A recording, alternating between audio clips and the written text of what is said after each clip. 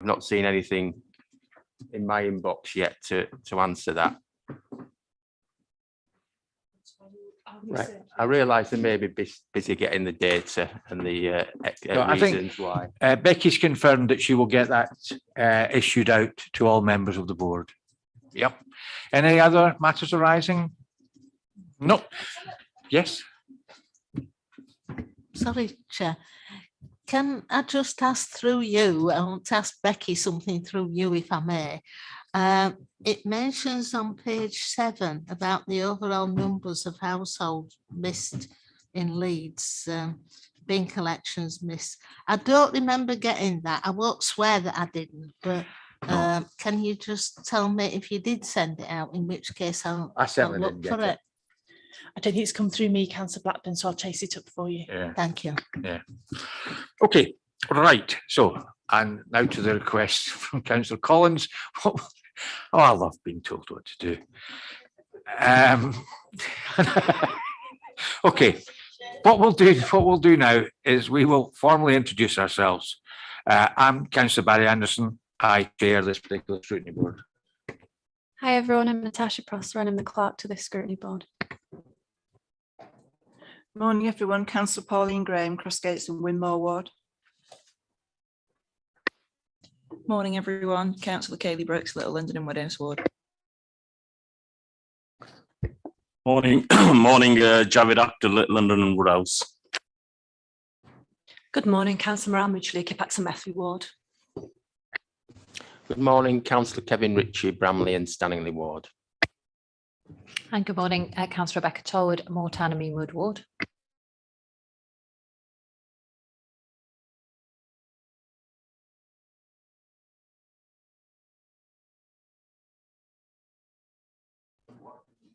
I'll say that again. Steve Rowley, private landlord, Lingard Bell, and Vice Chairman of the Leeds Property Association. Mark Ireland, Head of Private Sector Housing. Chris Howley, Councillor for Wheatwood Ward. Good morning, everybody. Councillor Trish Smith, Pudsey Ward. Good morning, Dawn Collins, Councillor for Horsforth Ward. Good morning, Councillor Anne Blackburn, Councillor for Family and Wortley Ward. Becky Atherton, Principal Scrutiny Advisor.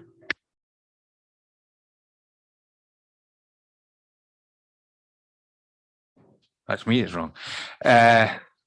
We've got today with us Steve Rowley. Now, what Steve won't tell you is that he was actually voted the best landlord for 2021 by the University and Unipol. This was Rate Your Landlord.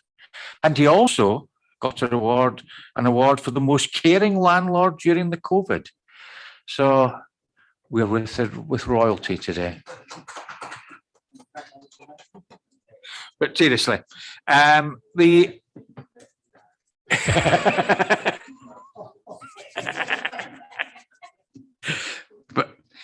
we're here today to look into the standards in the private rented sector.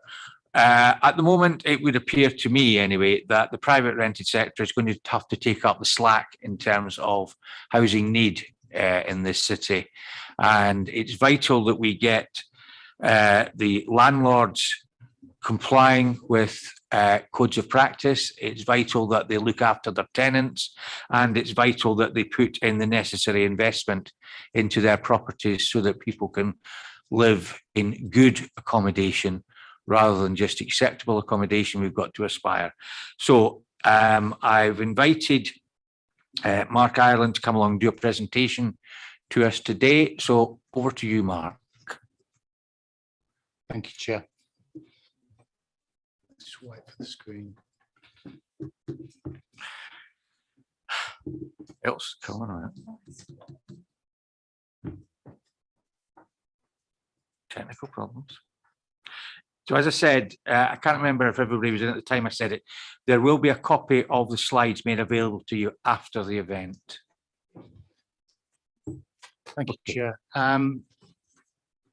Just going to take 10-15 minutes to go through some of the strategies that we have for addressing the quality in the private rented sector within Leeds.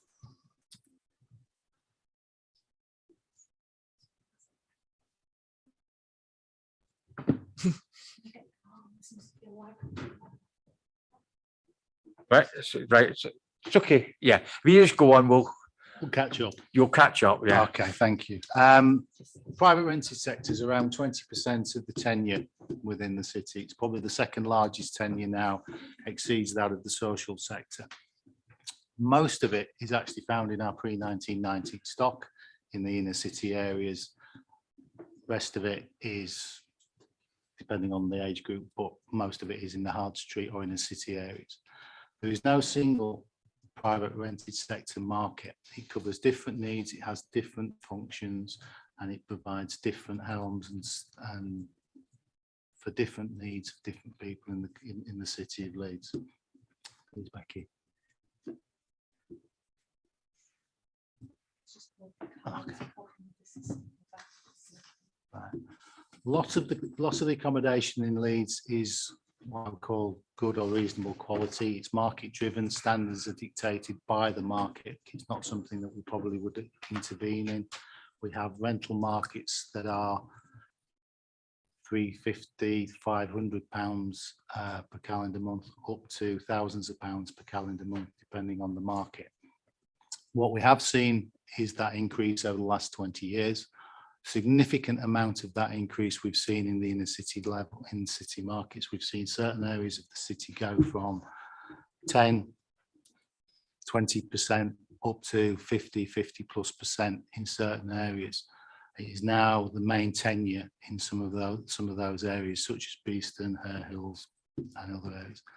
We know from our stock condition surveys in 2007, 2017 that the poorest quality accommodation is actually in the inner city areas. That's no surprise, really. In terms of what we want to achieve, vision is to ensure that everyone has a good quality home, and that when we cross the threshold, we make that difference. We make that difference to people's lives. And I've got an example of that later on. So how do we go around trying to achieve that?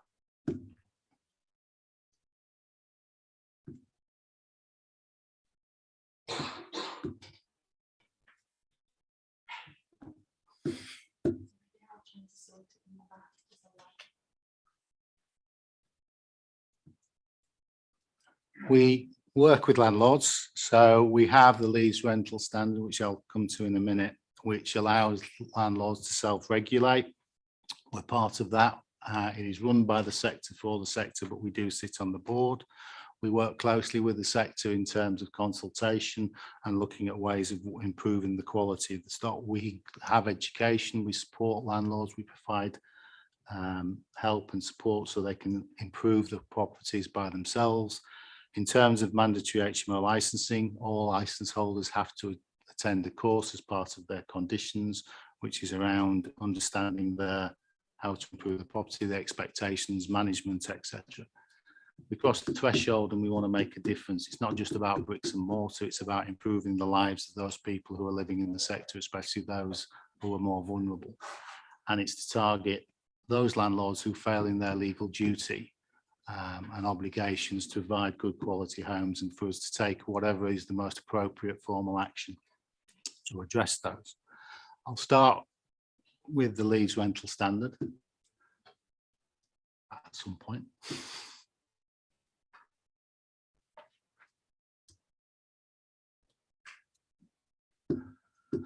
As I say, so it allows self-regulation of the sector. If complaints are made against the landlord, then they are inspected by colleagues in Unipol. They do get involved in the dispute resolution. They ensure that properties are actually improved and where they need to be, works are done. If the landlord doesn't, then it comes to us and we go straight to formal action. As far as I'm aware, we've never had a referral through. They've been resolved as required, as landlords have been required to do so. In terms of the scope of it, it is generally within the northwest of the city. The highest numbers of accredited landlords or members of the Leeds rental standard have their properties. It accounts for around 7% of the market in terms of bed spaces.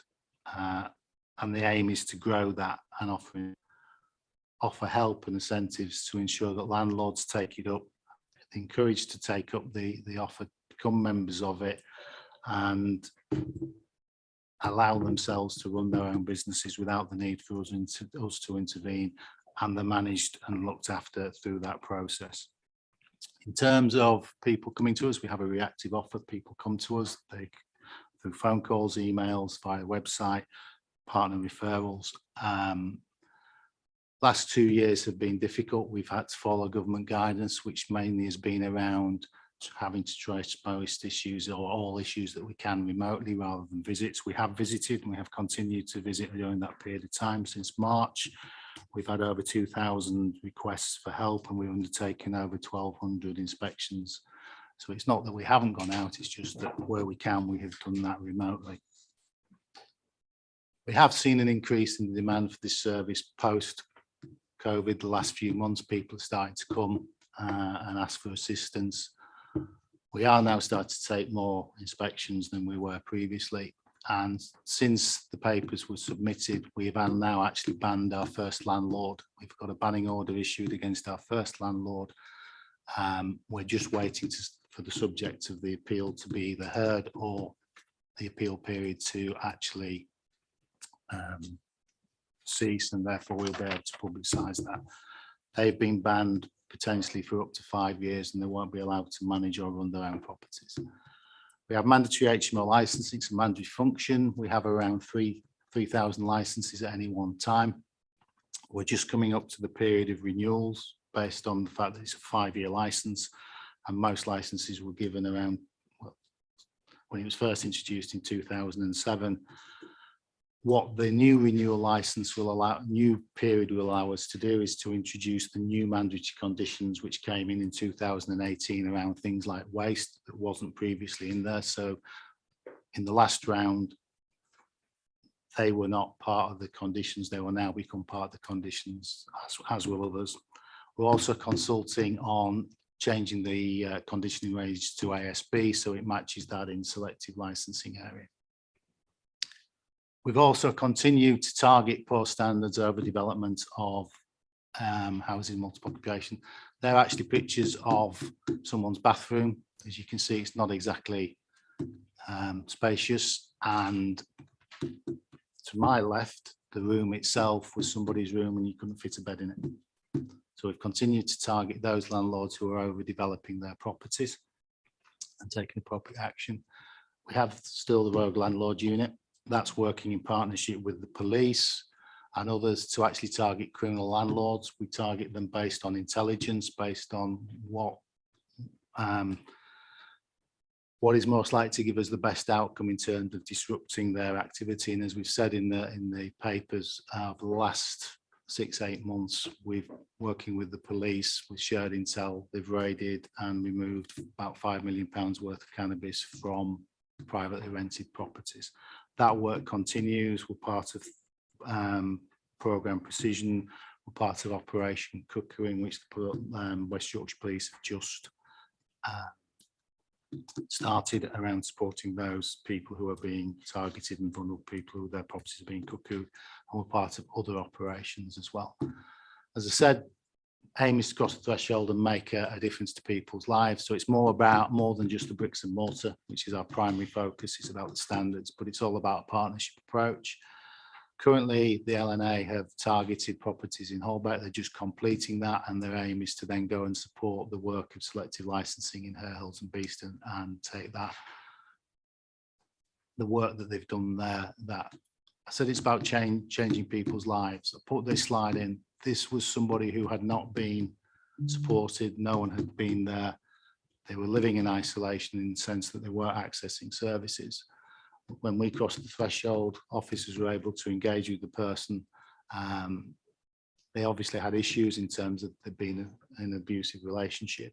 We were able to get them help. We were able to get them support. We were able to get them into employment. We were able to get them a job and then to start to actually rebuild their lives and start the healing process given where they'd been previously. That's just one of many examples. So it's about us crossing the threshold and actually making that difference with partners to people's lives. Selective licensing, designated that 2 years ago. We have been affected by COVID. We haven't been able to do as many inspections as we would like to have done. We have received just over 6,300 licenses, and we've all currently issued, as I say, just over 4,500.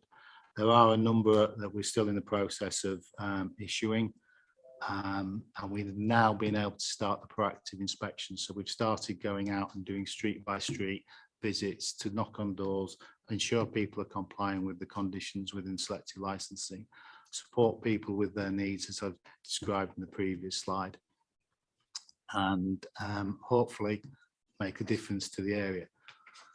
We still, unfortunately, don't have all landlords signed up to it. Not everybody has applied for a license. We estimate that there's still 500 to 600 properties that are unlicensed in both Beeston and Hare Hills. We have been proactive in targeting them over the last 2 years. We have currently, say, 129 investigations ongoing. We've served 88 civil penalty notices. 44, unfortunately, have gone to appeal, and they're with the first tier tribunal. There is a backlog with those due to COVID, but we have had 62 completed and paid. The other day, we had someone pay us £40,000 as a result of some penalties that we served on them. On average, the penalties are around £5,500 that are being issued. And we have a waiting list, for want of a better term, of 132 properties that we will work our way through, where there is potentially landlords who haven't licensed their properties. We have the support of those landlords who have, and their expectation is that we actually do go after those who haven't. Part of our work in partnership with Leeds Housing Options is that we will ensure that properties that we use as part of issuing a bond or help with rents, we do an initial inspection, we provide support for landlords, we're promoting it, and since March we've been able to help create 334 new tenancies within the private rented sector, all of which we're ensured that the standard of the accommodation meets what's required.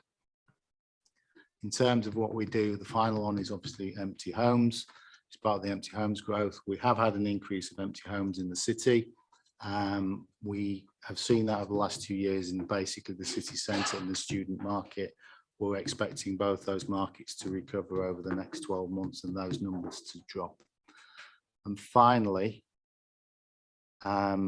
wasn't available when we drafted the paper. In the levelling up paper that was issued by government, there's a paragraph on what the proposals may be for the government's white paper on the private rented sector, which we expected in autumn last year, but were promised in spring this year.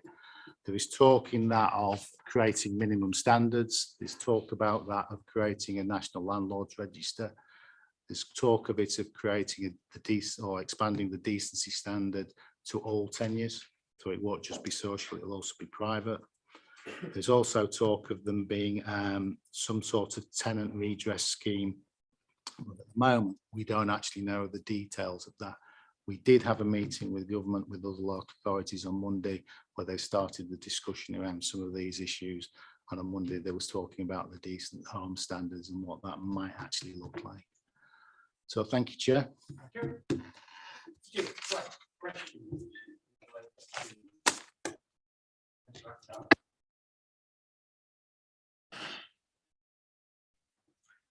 Thank you, Chair.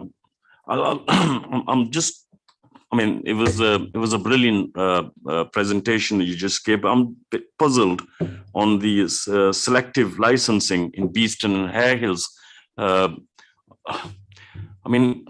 Penalising people with £5,500 or £10,000, someone who probably will have one property to let or two properties, and then just having a selective area in the city. Was there any particular reason to go for Hare Hills and Beeston?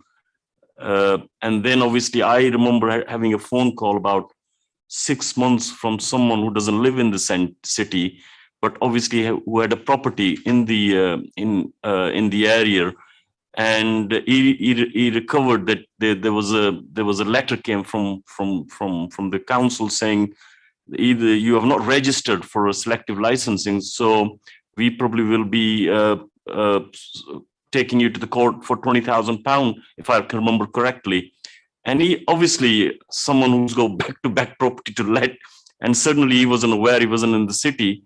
I don't know what happened to the case, and I passed him over to the to relevant councillors in the area. But I mean, if I just worked so hard in my life and I've got property to let, and certainly if it was a city-wide policy, I can understand, but just having 2 areas in the city, that's something.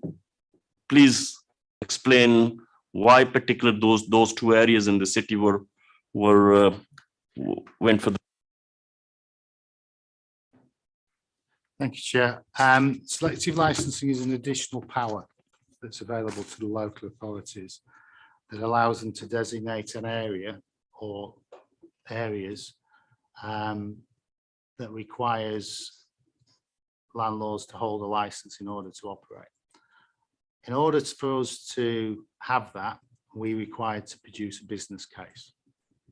And that business case has a number of criteria that we can follow. In terms of both Beeston and Hare Hills, the criteria we used, or the business case, was around deprivation. That was subject to significant consultation over a long period of time. In 2018, I believe.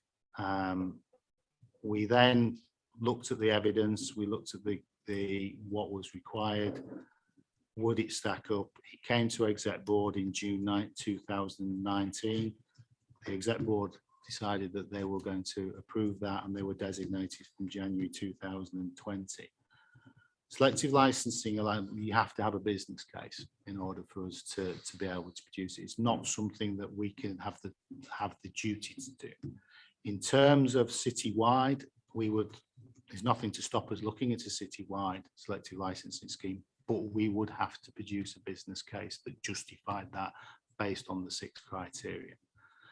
It was used as part of the locality agenda to address deprivation. That's why the business case was produced, and the council just made that decision. Doesn't stop us doing other areas.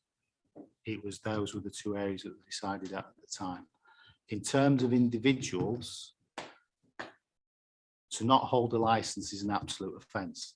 You either hold one or you don't hold one. It's not that. In terms of the fine, that's the average fine. There are, we have to go through council's own policy in terms of determining what that fine is. It takes into account all personal circumstances. If you have significant mitigating factors, they are taken into account, and they will be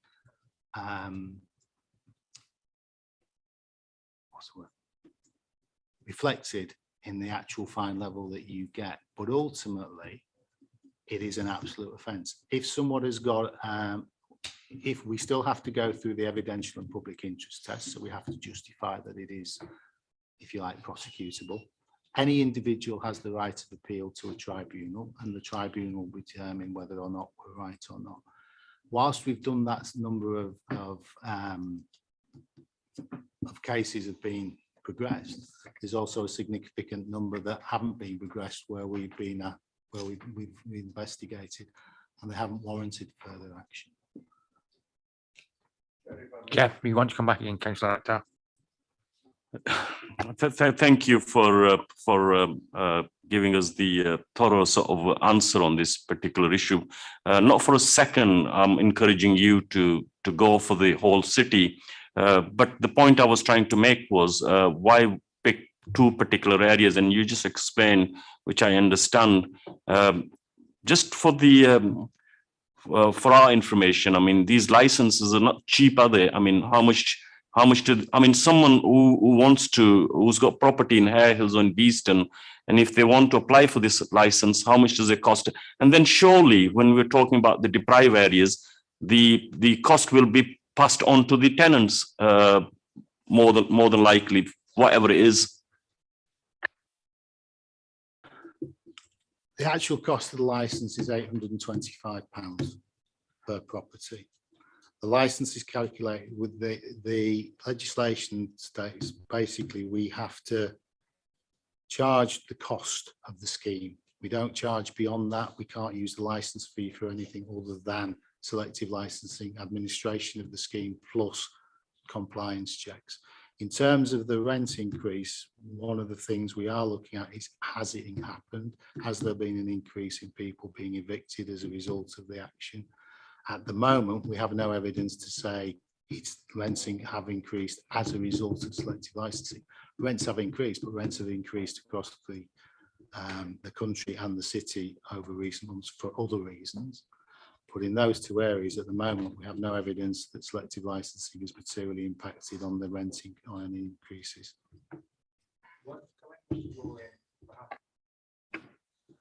Yeah, as Mark said, the cost is £825, but if you join the Leeds rental standard, you get, I think it's about £150 discount off that price. The license is over 5 years, and it actually works out at about £2.50 per property per week to have that license. And that's also tax deductible, so you're looking at £2 a week for the license over 5 years.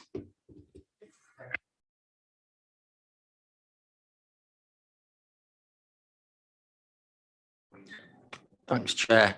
I think I'd take a different approach to Councillor Akhtar, because I'd like to see the rental standard expanded. Now, I think I saw in your presentation that 7% of the private rented sector is covered, and I think we can go up to 20% without getting going to the Secretary of State, but it sounds like there needs to be a business case. What's stopping us doing that in the short term, and what sort of area would that bring in if we were able to do that?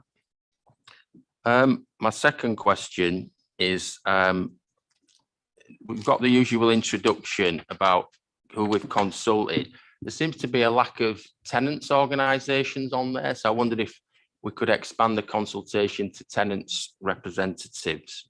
The third question, if I may, Chair, in terms of are there any other discretionary conditions that we could bring in to landlords, whether in licensed areas or not, that we're currently not imposing under the legislation?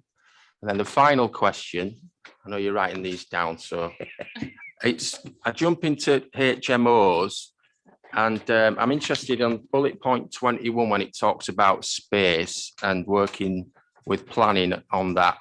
I'm out of the loop these days on planning since I moved on, so forgive me if I've missed something, but I am concerned about these permitted development right office conversions. Now, I know the government's slightly tightened up the rules around those, but there's still a minimum square foot, so I'd be concerned that they may be able to override any of those space conditions by, conversions to what are essentially micro flats, and we did have a bit of a spring up of those around the city. So there you go, I'll stop there. Thank you. Thank you. Mr. Ireland. In terms of the 7%, that relates to the Leeds rental standard, not to selective licensing.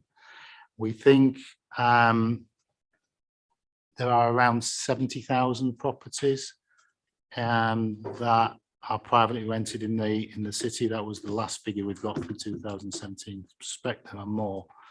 In terms of Beeston and the Hare Hills, it is roughly probably 9–10% of the stock, because we think it's around 6,500–7,000 in total.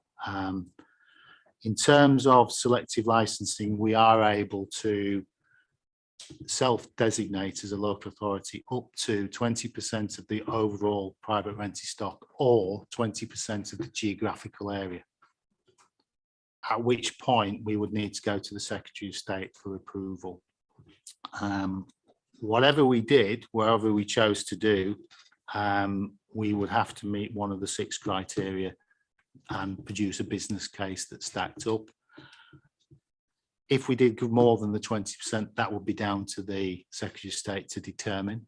And ultimately, we could be subject to judicial review, which we have been with these two cases. We've had two judicial reviews, one with an initial letter to say that they intended to, which didn't progress, and one that went to court that was actually found in our favour. But there's nothing to stop us doing that in terms of selective licensing. In terms of the area, it would depend on council.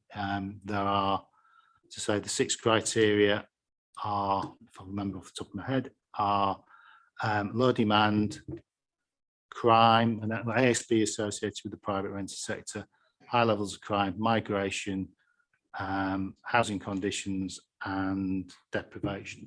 So we would have to produce a business case that showed that a particular area, or the city, or whatever we chose to do, met one of those criteria. We would then have to consult on that. It's a minimum of 10 weeks consultation with all stakeholders, and we would then have to produce a business case that was either came to the exec board for approval or consideration and approval, or we'd have to go to the Secretary of State.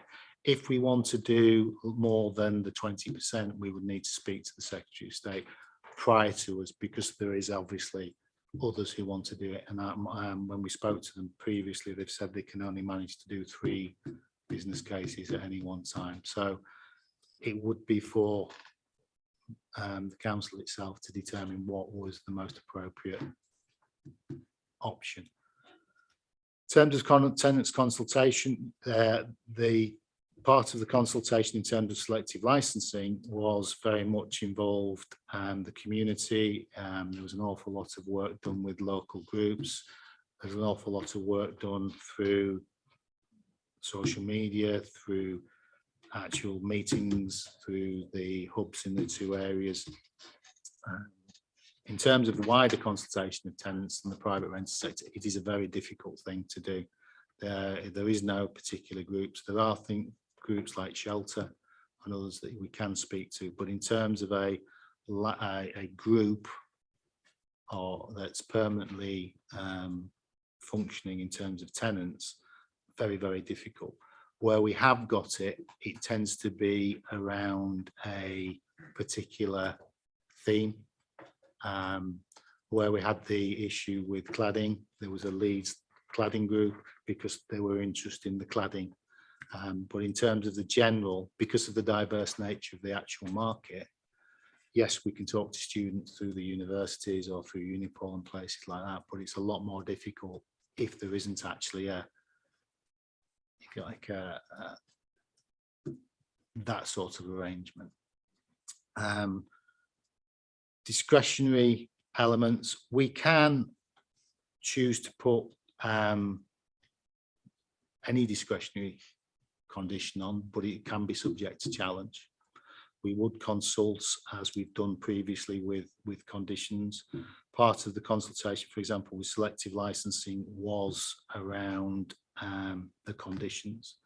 There are limits to the conditions. We can't, for example, put under selective licensing conditions that relate to Part 1 of the Housing Act, because that's around, we already have powers to deal with them. So yes, we can. We have done some mainly around management issues, ASB. There is a recognition from government about things around waste, hence they brought in a mandatory condition around it.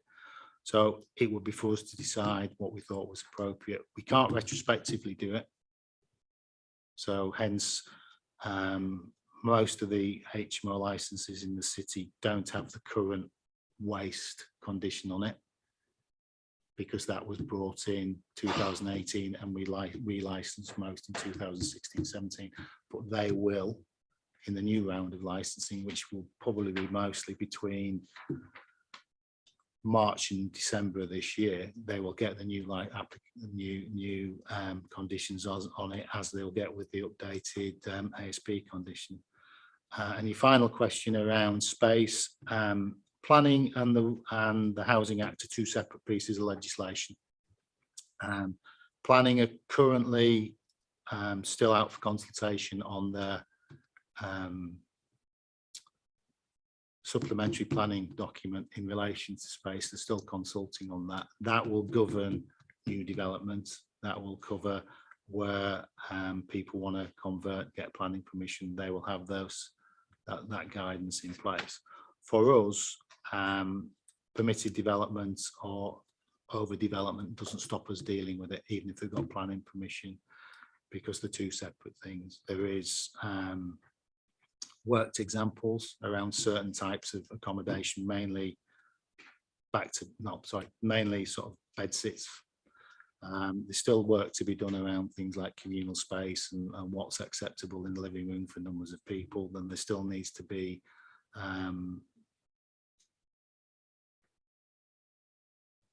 still needs to be tested in tribunals and or in courts.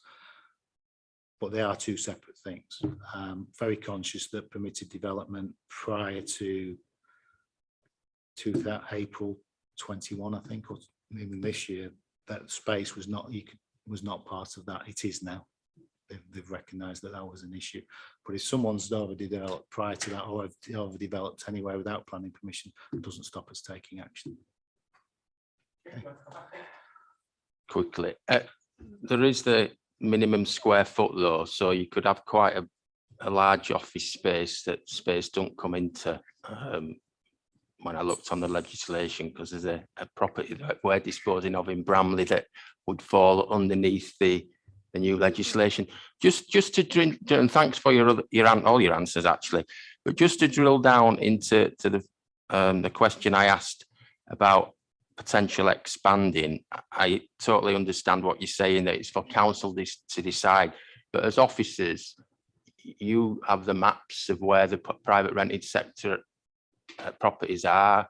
Are you looking at any other areas based on perhaps what you've learned from the current ones that might be the next areas that we look at? We've not been asked to look at any other areas at this moment in time.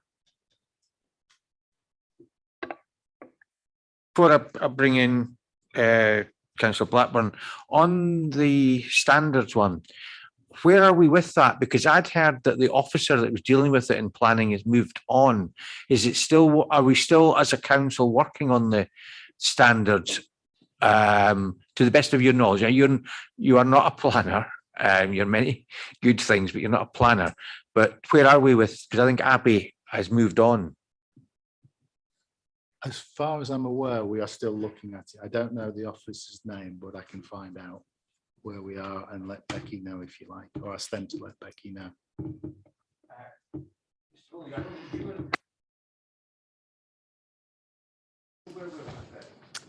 Yeah, there is a new author of the document. It was in three tranches. They're going to remove the co-living aspect from the planning document and make it purpose-built student accommodation. Purpose-built student accommodation and HMOs.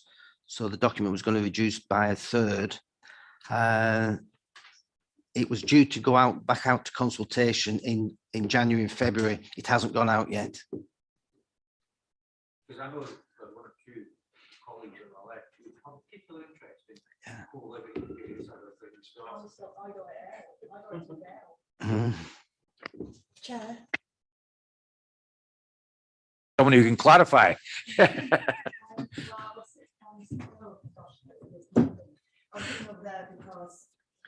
this doesn't come under my remit, but obviously planning does, so I'm happy to take that away and get that to Becky. That's fine. Do you want to just briefly, for those who are outside, who you are? Yeah, sorry, my name's Councillor Helen Hayden, and I'm the Executive Member for Infrastructure and Climate, which includes Planning Directorate. So yes, we've produced and Abby produced a document, and it came to scrutiny on co-living in particular, and in relation to planning applications that were coming and where we are in Leeds with that. She has moved on and got promotion, as happens, I suppose, in people's careers, and Chesterfield's gain is our loss, but I won't hold it against her. But yes, I will find out as soon as I possibly can as to who is replacing her in particular on looking at this particular issue.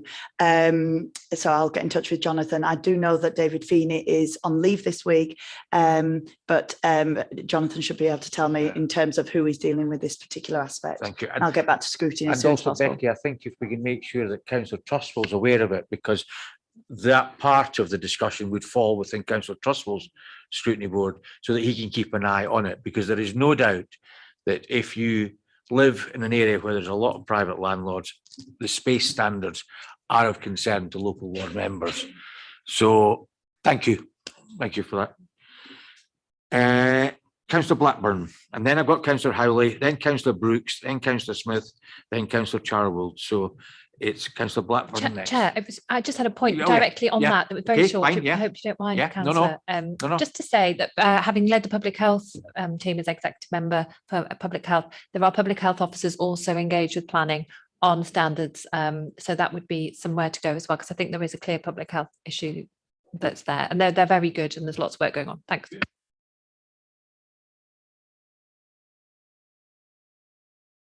Just made a note of that. I didn't know that.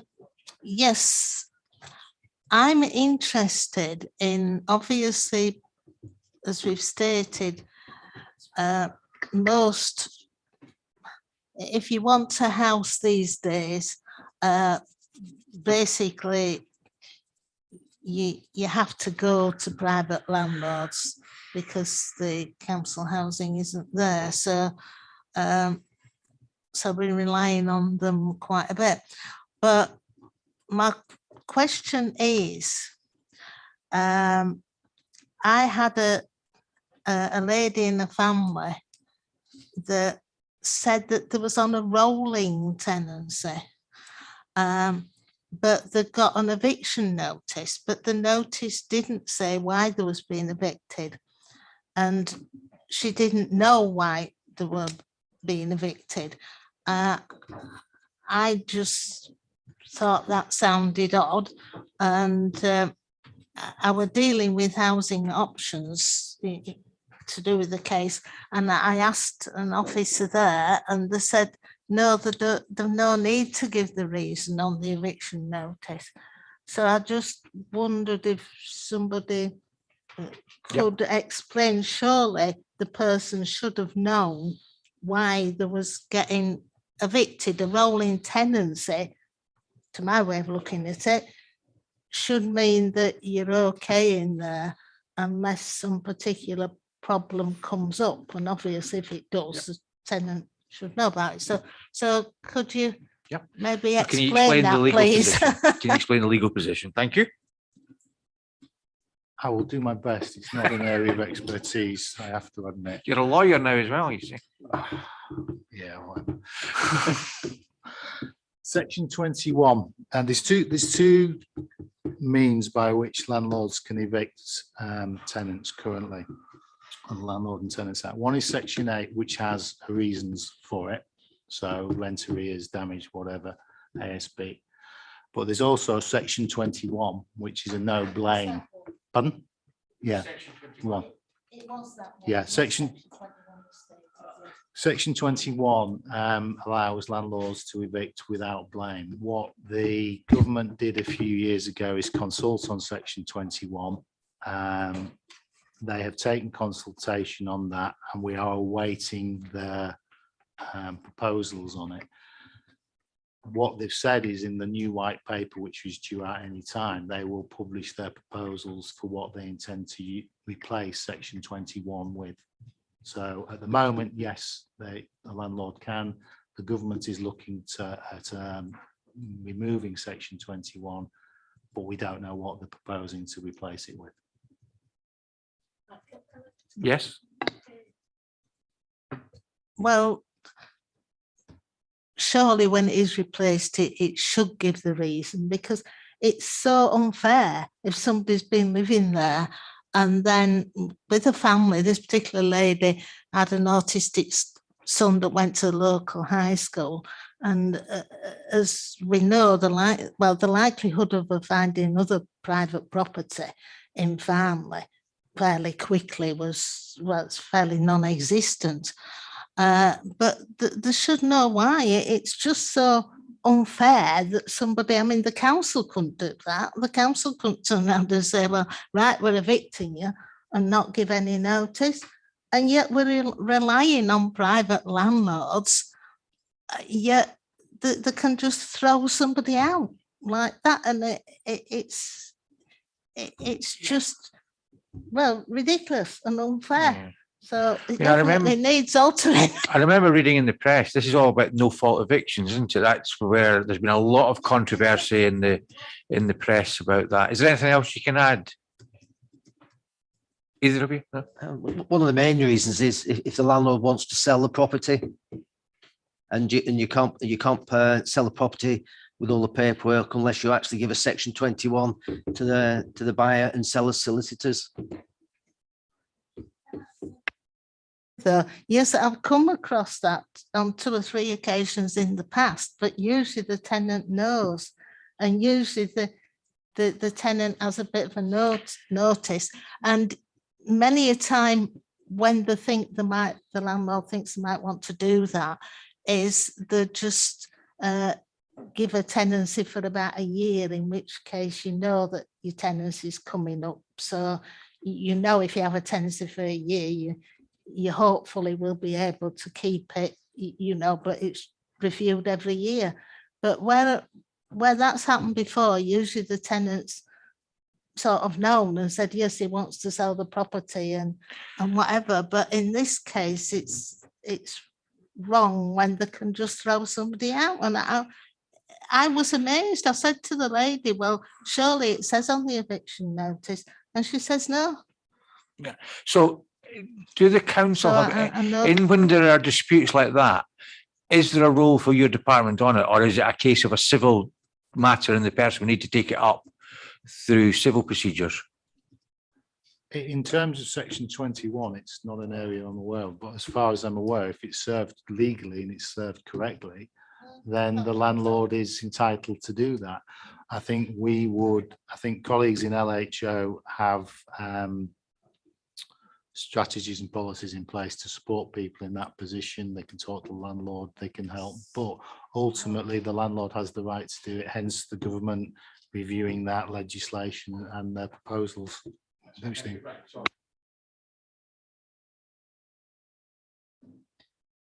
Thank you, Chair. I think first of all, I think I need to challenge Steve on the section 21, saying that you need to get the section 21 before you can sell a property, because I've seen plenty of properties that are listed with tenants in situ. So if that were the case, I don't understand why you say that. I'm also concerned that there's no representatives from tenants organisations at this meeting. There's a member of Acorn sat just behind you who organise locally. Do you want to wave? He's wearing a t-shirt. It's very, very visible. So there's plenty of organising going on locally. So I think I want to go back to mandatory waste conditions, because obviously in the inner northwest area we've got a lot of issues with waste, and landlords not really carrying the weight in terms of, especially at what we call Hyde Park Christmas. I just want to check, like, there's currently no way of removing a HMO license because of mess left behind, but it will be possible when the mandatory waste conditions come in. Is that correct? To remove any license, we would have to have reasons for doing it.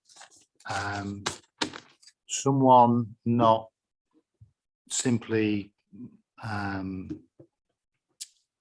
addressing waste probably would not be sufficient for us. We would need to have a systematic evidence. If you look at the banning order that we've done, the person in question has been subject to a number of prosecutions over a number of years. That has allowed us to demonstrate that they're not capable or suitable to be a landlord, hence the banning order. For us to remove a license, we would have to demonstrate person is not fit and proper. In order to do that, there is certain criteria that we have to follow. One of the criteria, some of it is around criminalities of fraud, being on the sexual offenders list, etc., is one. But for us, it's around having convictions under housing and tenant related legislation. So we would need to prove that that landlord had systematically not followed it. We would probably have to serve notice and prosecute them, demonstrate that they're not a fit and proper person, and then look to revoke a license. That revocation will be subject to appeal by a tribunal. Somebody without that significant, if you like, evidence of them not doing it. So we'd have to prosecute someone consistently for failing to meet that standard. Ultimately, what it is it's about making the landlord do what is reasonable. Ultimately, they can't go around and pick up a tenant's rubbish and put it in the bin for them. It's about making sure they provide adequate facilities for them for people to use. It's around them making sure they know what days the bins are supposed to go out. It's about, if they're not doing it, taking reasonable steps to make sure they try and make them do it. But ultimately, if a landlord does everything that is reasonable, then it would be difficult to prosecute them if their tenants persisted, because ultimately it is the tenant's responsibility and no other legislation available to the council to address that issue. To ban a landlord, we need to prosecute them twice within 12 months under certain offences, and that allows us to ban. So it would be around that sort of level of action, if you like, from us to do. On that point, this new enforcement unit that they're setting up within the Environment Department, we're looking at commercial now. You know, a landlord is a commercial. Is there any way we could work with them so that they can take action and issue notices against the person, and that could be the evidence that you need, or is that not possible? We would have to have evidence ultimately, but yes, it's around whether or not the landlord is not being reasonable. For us, the conditions, if you like, if you look at Hmo licensing, mandatory Hmo, the purpose of Hmo licensing is to actually make the property, which is deemed to be the highest risk types property for people to live in, safe for the occupiers. There is an expectation that we would license a property that hasn't got planning permission, not because it's about the safety of the occupiers. It's not about other piece legislation. Doesn't stop us removing licenses if we can deem someone not a fit and proper person, but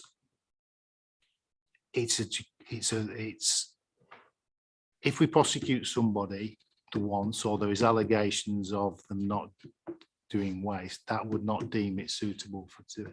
If we find landlords are persistently fly tipping and they are not doing what they're supposed to do, or they're not following it, and they have a license, then we can use that evidence to say, yes, we don't believe they're fit and proper person. But I go back to what I've said about the person with banning on it. That's the sort of level that we would need to have in order for us to remove a license. Let's come back in again. Thanks, Chair. I can't see the point in mandatory waste conditions being included if we can't take any action against landlord. It's like, I'm a bit unclear as to what it is that you're trying to say. You know what I mean? Because if you've got,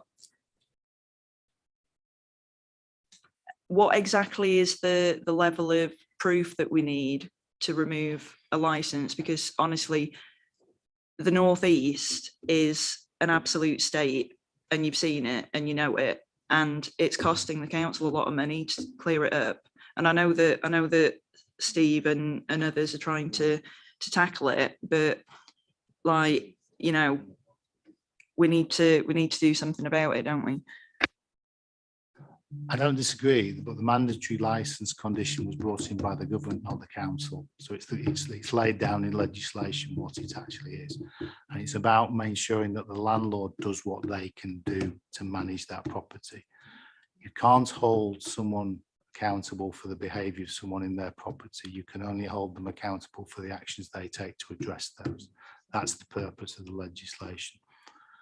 Now, if a land...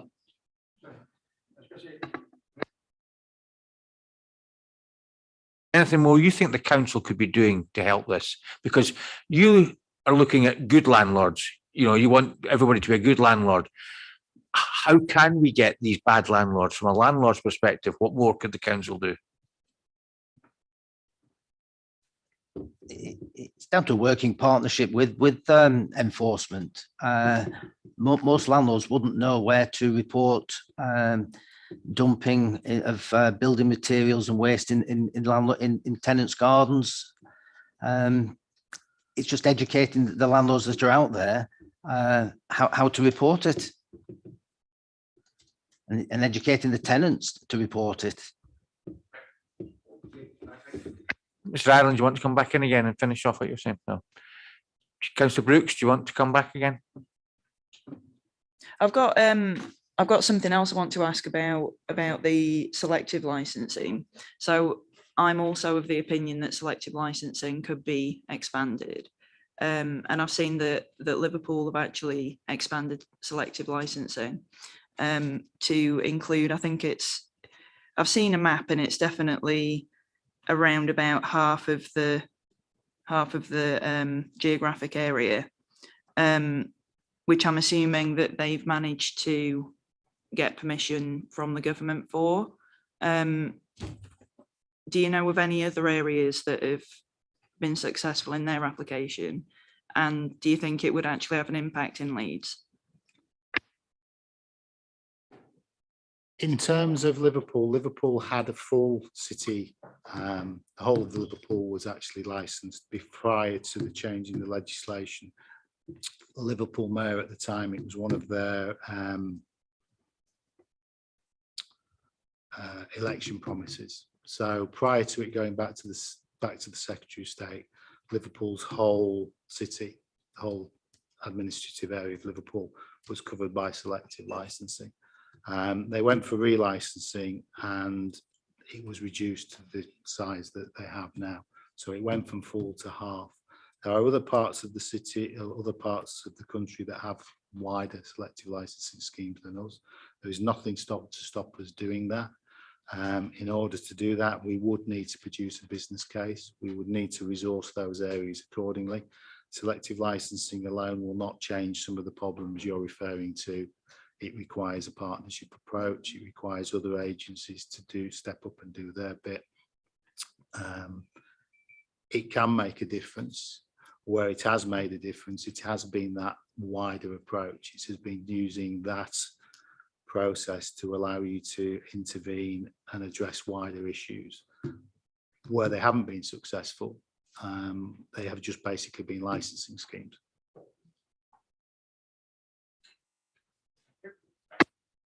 Now I've got Councillor Smith, then Councillor Midgley, then Councillor Collins. So Councillor Smith, please.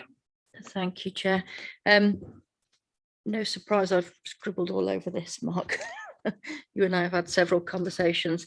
I've got 3 points I'd like to bring up those specifically, please, if I may. So what is the average timescale from a licence application to somebody actually renting that property as their home? I know that we've got things like a bond guarantee, bond scheme that we can help them with. I'd like that. Well, see if there's any scope to see if that can be increased to a guarantee, because a lot of the landlords are looking for guarantees, which obviously a lot of our residents can't provide. That leads me into my next question, which is kind of the protection for the tenant once they're in that home. You know, what's going to stop the landlord then from selling them out or continually harassing them and things like that. So that's kind of question one, all lumped in there, which I know is quite a large one. If you do need to come back to us, come back to the board whenever. My next one is on point 11. So it says that the fees can't be used for, let me get the right. So the fee income cannot be used to support any other activity by the council, including the enforcement of Part 1 of the Housing Act. So what are those fees used for? And also the fines that you're levying on landlords Given our reliance ultimately on the private housing section, could that be used to shore up and enlarge the private lettings team? Is that feasible? Because obviously, we're getting to a point where we are relying very heavily on the private lettings team. So is that then a way of moving things forward? Because I've noticed throughout the report, you said, we've had so many applications, but we've only managed to process so many. So is that a way of speeding that up as well?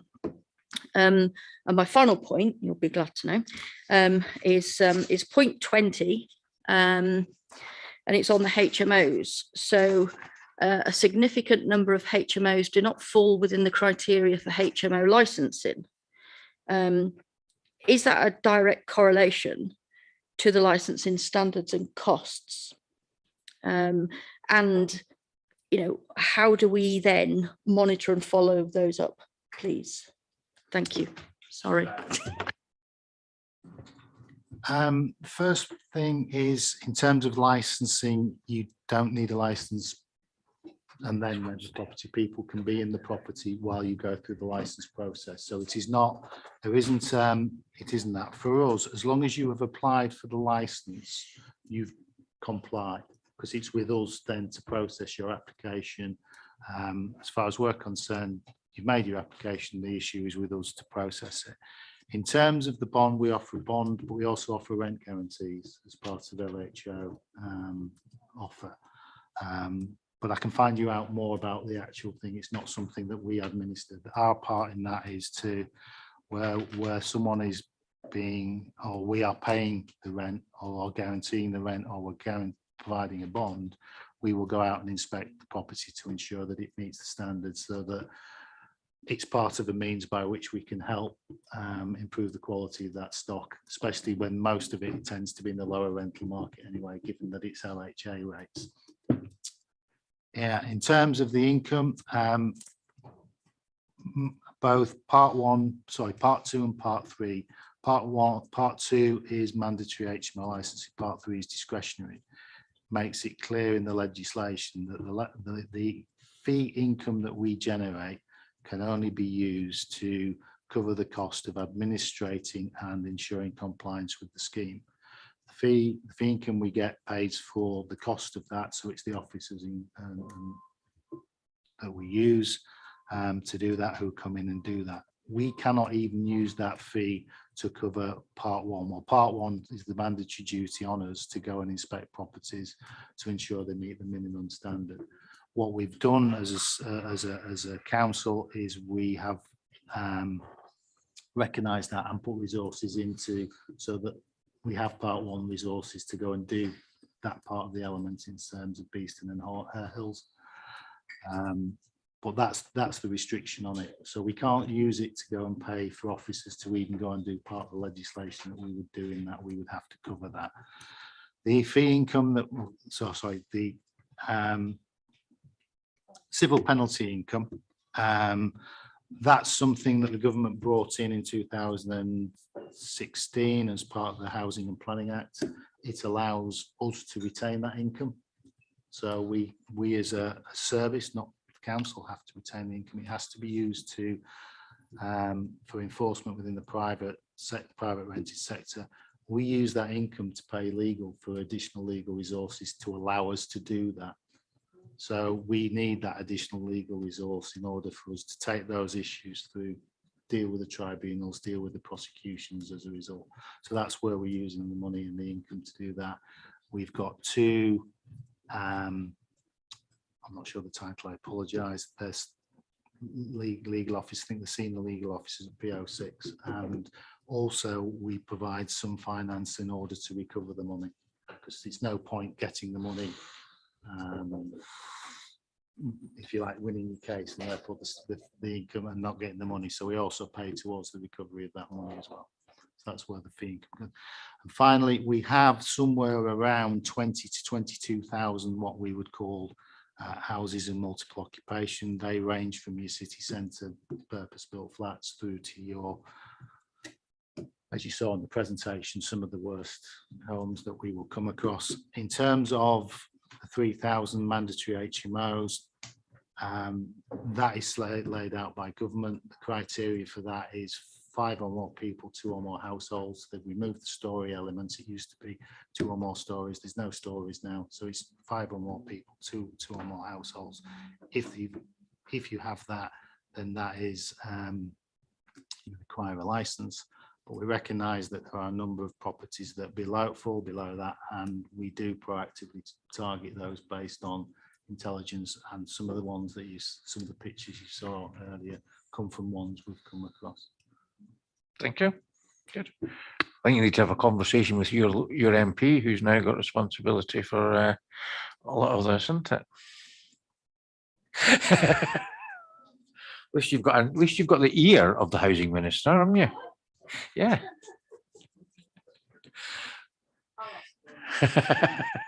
Okay, right, Councillor Midgley. Thank you, Chair.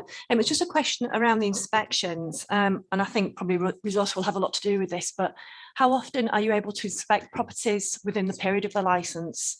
And because for that, there'll be a lot of residents that and tenants who will be frightened to report issues.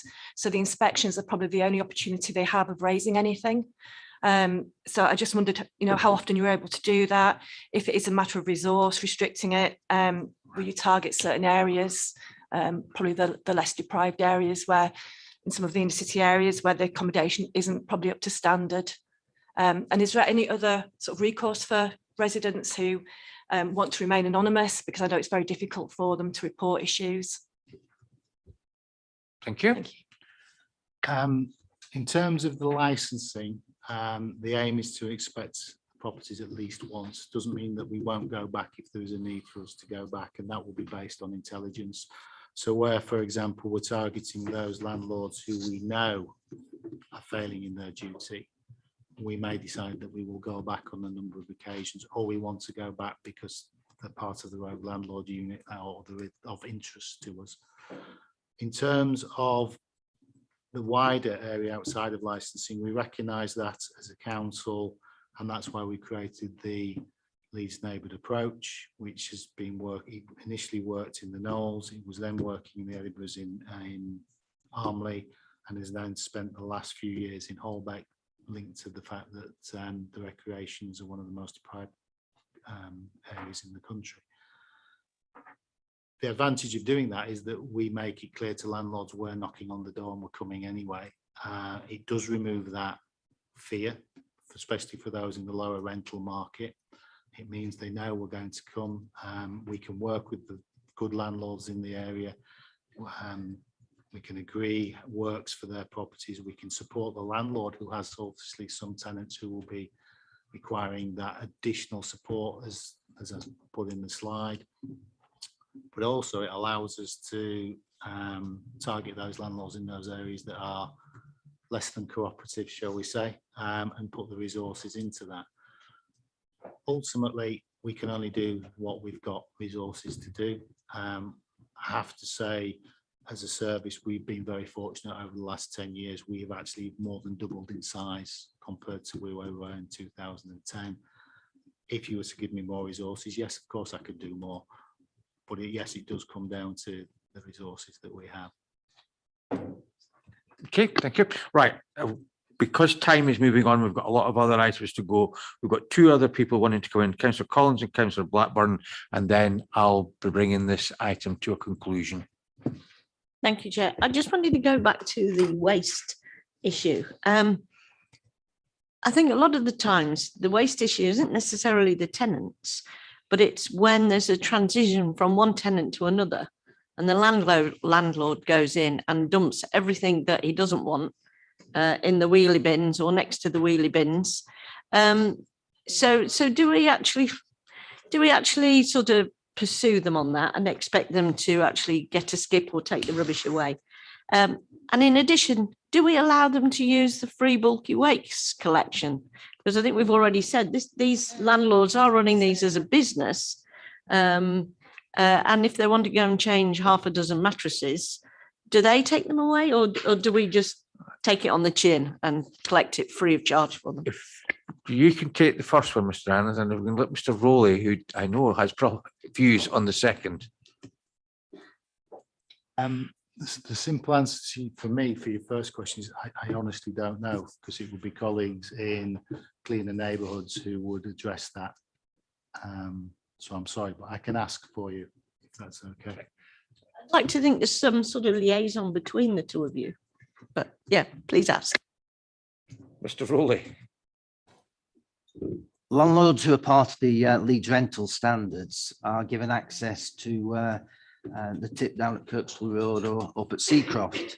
And there are limits as to what the landlord can take free of charge. You can take a maximum of, it used to be 6 black bin liners. It was reduced to 4 bin liners. And you can also take your garden waste down if the landlord wants to do the gardening of that empty property. In relation to mattresses, yes, landlords can take mattresses down in the vans, and we pay for that service. So if you want to take 6 mattresses down, and it probably cost in the region of £100 to dispose of. The problem at the moment is the council have reduced the number of mattresses a landlord can take to the tip. We're not allowed to take more than 3 mattresses at any one time, which is a little bit of an issue to us. Housing multiple occupancy in Headingley Hyde Park.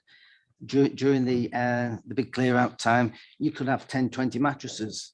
And so to take a van full of mattresses down 3 at a time, you would be charged £100 for taking 3 mattresses, as you would be charged £100 to take 10 mattresses.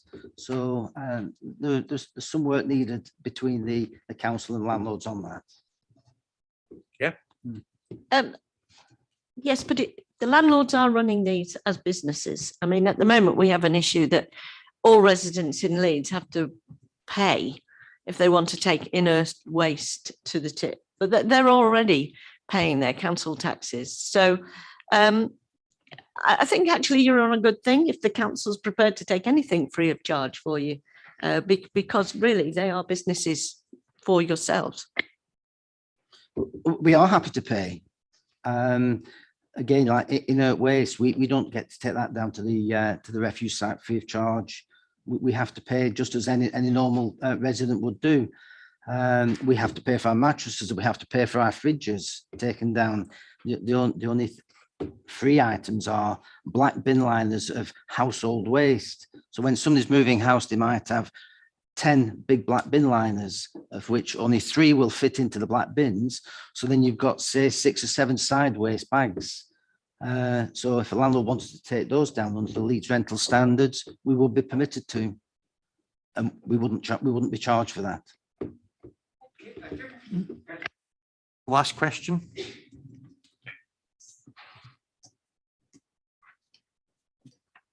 Thank you. I was actually going to come back in about the matter of waste there are household waste,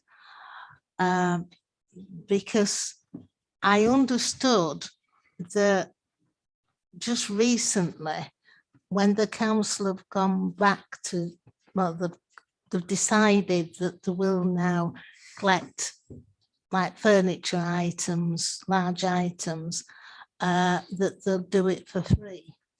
They've just decided to do that again now.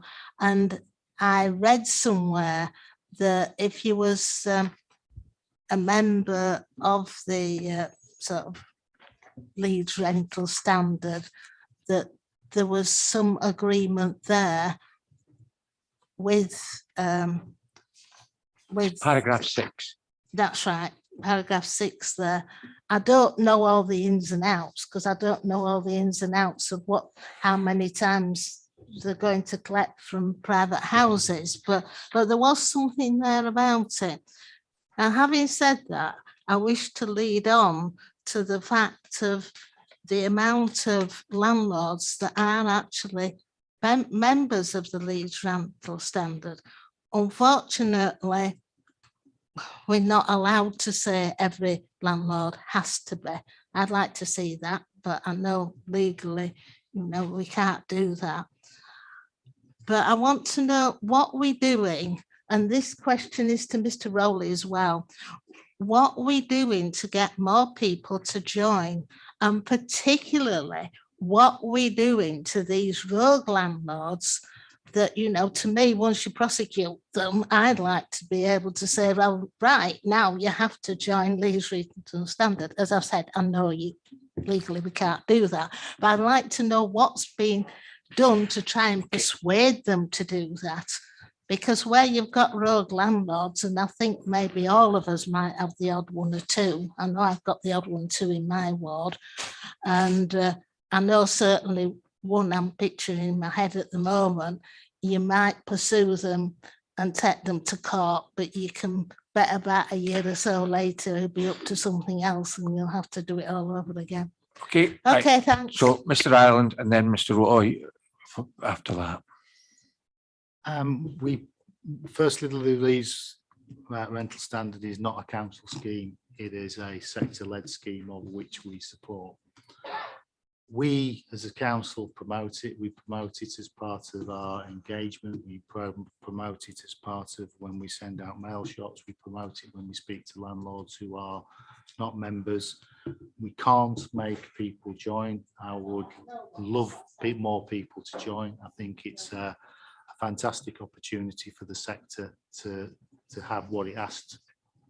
I'm not sure in terms of rogue landlords whether we actually want them on the scheme, if I'm honest. I think if they are that bad, then we don't want them on the scheme to disrupt or bring the scheme into reputation. But in terms of those landlords who aren't, we do encourage them to do it.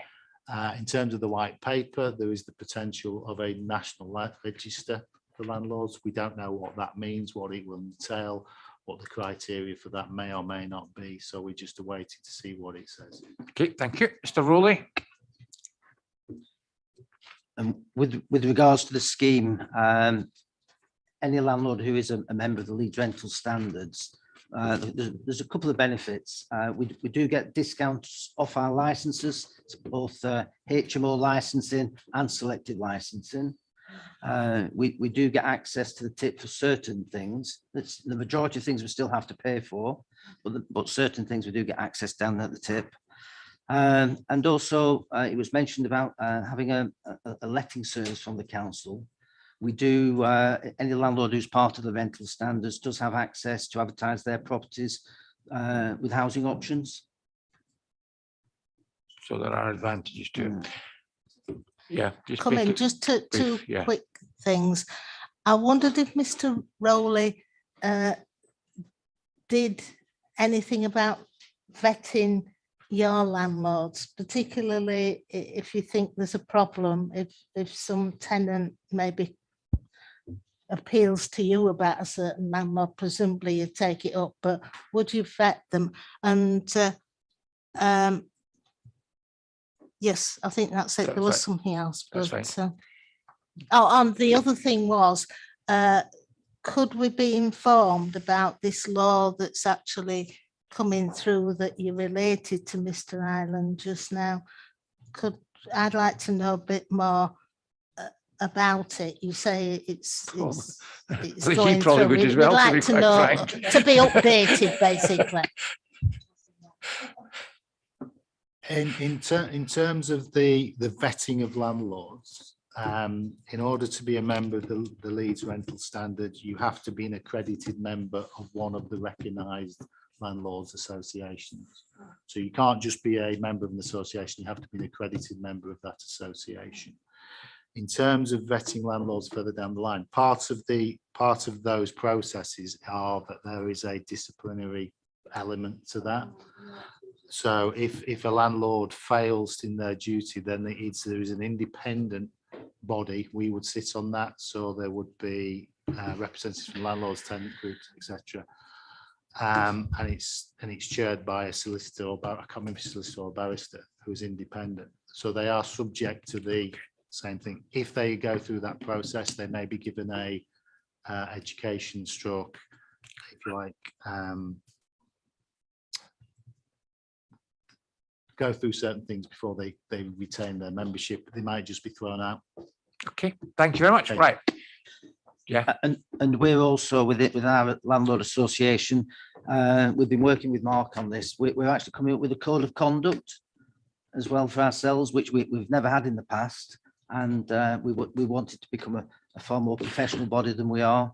So we're probably a couple of months away from having a professional code of conduct, which works similar to accreditation like Unipol, where you'll have a disciplinary procedure.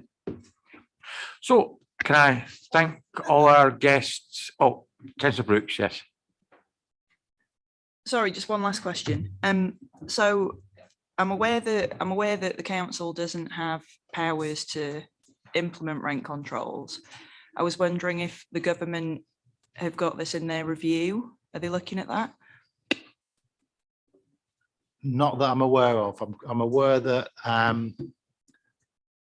there is tenants groups in Bristol that have raised it. It's part of a living rent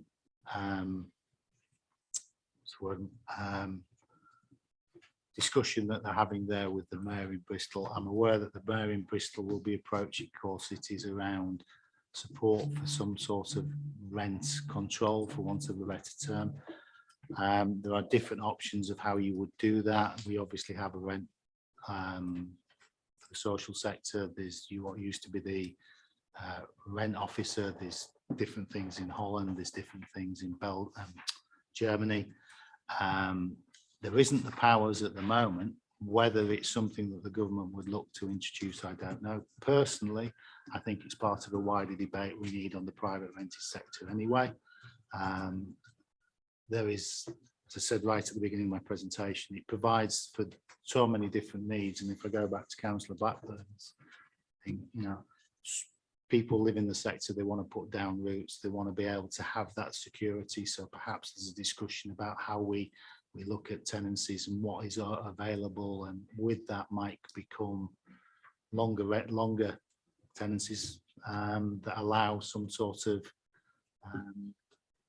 rent increases being built into them, like there is in the continent. But I understand that we will be contacted as part of that discussion, and whether it's a national campaign or it's devolved to local mayors, that's for the government. Okay, right, to say thank you for coming along today, and hopefully you can see the importance that the Scrutiny Board puts on the private rented sector and how valuable it is to us to do so. So thank you very much for your attention, and also to Mr. Rowley for coming along as well today. Thank you. Thank you, Chair. Okay, next, Leedswatch.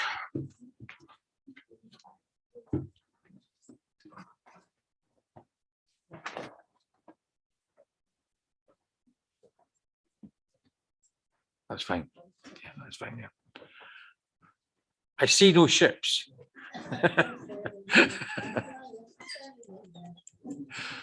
Okay, right.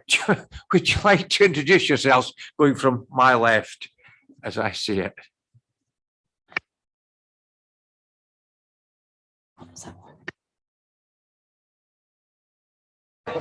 Yeah, Lisa Jarmin, Head of Locality Partnerships and Head of Service for Leedswatch. Sharon Coates, Service Improvement Manager, Safer Stronger Communities. Morning everybody, Paul Money, Chief Officer for the Safer Stronger Communities team. Good morning, I'm Zahid Butt, I'm the Service Manager for Leedswatch.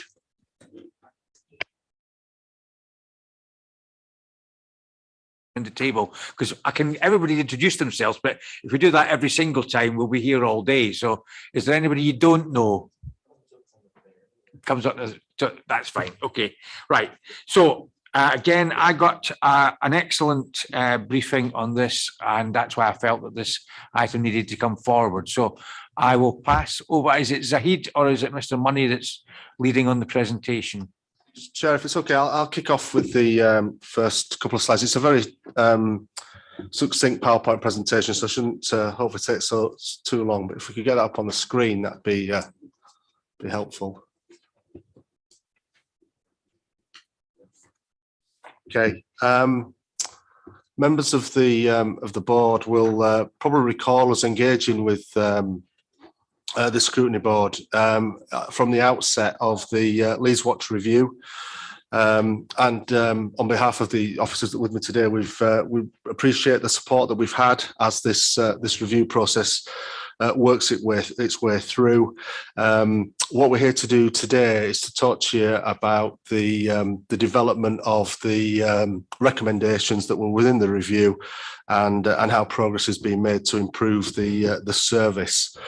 As you can see from that slide there, probably just a quick reminder to members, if indeed that's needed, that Leedswatch is the base for a number of services. Often it's considered to be the CCTV monitoring facility, which of course it is, but you can see there on that slide all the other kind of services that operate 7 days a week, 24/7 out of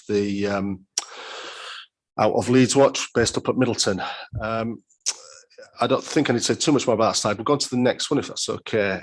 Just in terms of the aims and objectives of the review, as you can see there, we were really focused on both the internal and indeed the external service. So from an internal point of view, there have historically been some challenges with colleagues working in the service that have been worked through over time, but we felt there were opportunities to improve the working environment within Leedswatch, and indeed we'll talk a little bit about some of the ways that we've done that. But also as well, Leedswatch, in terms of the services that it offers, is very much front and centre in terms of the community safety agenda. And we wanted to make sure that those services were operating as efficiently and as effectively as they could do. And there were opportunities identified within the review to make some positive changes with regards to that. If I could pause there, I'd propose now just to invite my colleague Sharon Coates just to talk about the scope of the review. Sharon led on the review, and then we'll talk then about exactly where we are in terms of recommendations. Hi. So I just wanted to give you a bit of an overview really of the work that was involved in coming up with the recommendations as part of the review and my role within it.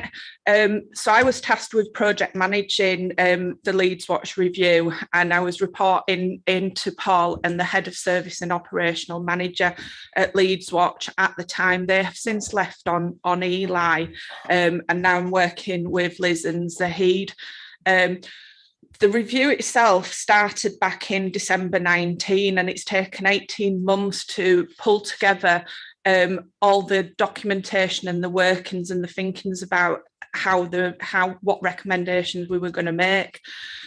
So in terms of a project management role, it was really important for me to coordinate the review in terms of getting the subject matter experts on board, which was Leedswatch, the staff themselves at Leedswatch, and the antisocial behaviour staff. There was so many overlaps within those services, as well as engaging with the professional experts in HR, finance and legal. And also the team that supported me, my project team, we were there as a resource to help move some areas forward, and having the key stakeholders at Leedswatch involved in terms of the discussions that we were having. So we went on a little bit of a journey really, and it was understanding the landscape of the situation, and we did that through staff engagement and working groups. So my team engaged with all Leedswatch managers, operational staff and key stakeholders to understand what the issues were in terms of the operational delivery, in terms of the working conditions. So we did sort of like a whole heap of staff workshops and collected lots and lots of data there and feedback. We also did a lot of data gathering. The service holds an awful lot of data around the different services that they provide. And we looked at analysing that. So we looked at the peaks and troughs in all those different services that we provide around service delivery. And we looked at what was the existing resourcing structure to see if that was in line with when those peaks and troughs of service delivery were. We also looked at the geographical demand across the city and whether we had enough coverage across those areas.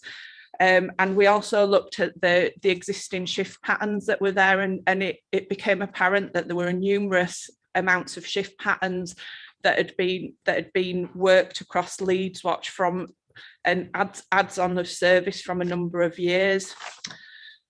So what the key findings of all that data gathering was there was opportunities for us to look at driving effectiveness and efficiencies, but that would be through working in a different way to what we were working previously. There were also some role creep from when we'd taken on additional duties from different areas, which had led to what I'd class as a dilution in focus on that operational delivery. And what was really apparent as well from the feedback from staff was the working the 24-hour shift pattern, they were complaining that there was a poor work-life balance. There was also a high turnover of staff, and the feedback was that they didn't see a clear career progression. And there was some working in silos within the teams at Leedswatch. So what we wanted to do is we wanted to address that as part of the review. So what we did is we formed a steering group. We had all the key stakeholders involved. We had elected members present, and we had staff representation on these groups. And through those series of groups, we run some sessions where we explored different options of how we could do the service delivery. And through that steering group, we agreed a new service delivery model that we wanted to take forward. In order for us to take that forward, we would have to restructure the service because it wasn't fit for purpose how it was with the new service delivery model that we wanted to deliver.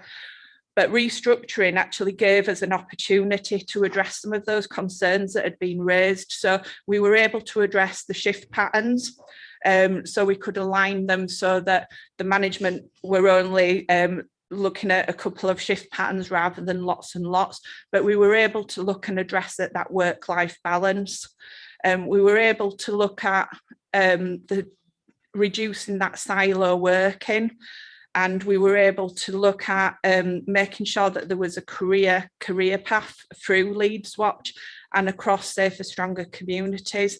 We also looked at creating a capacity in the support team to support that operational team, to start looking at developing the liaison more effectively with key stakeholders.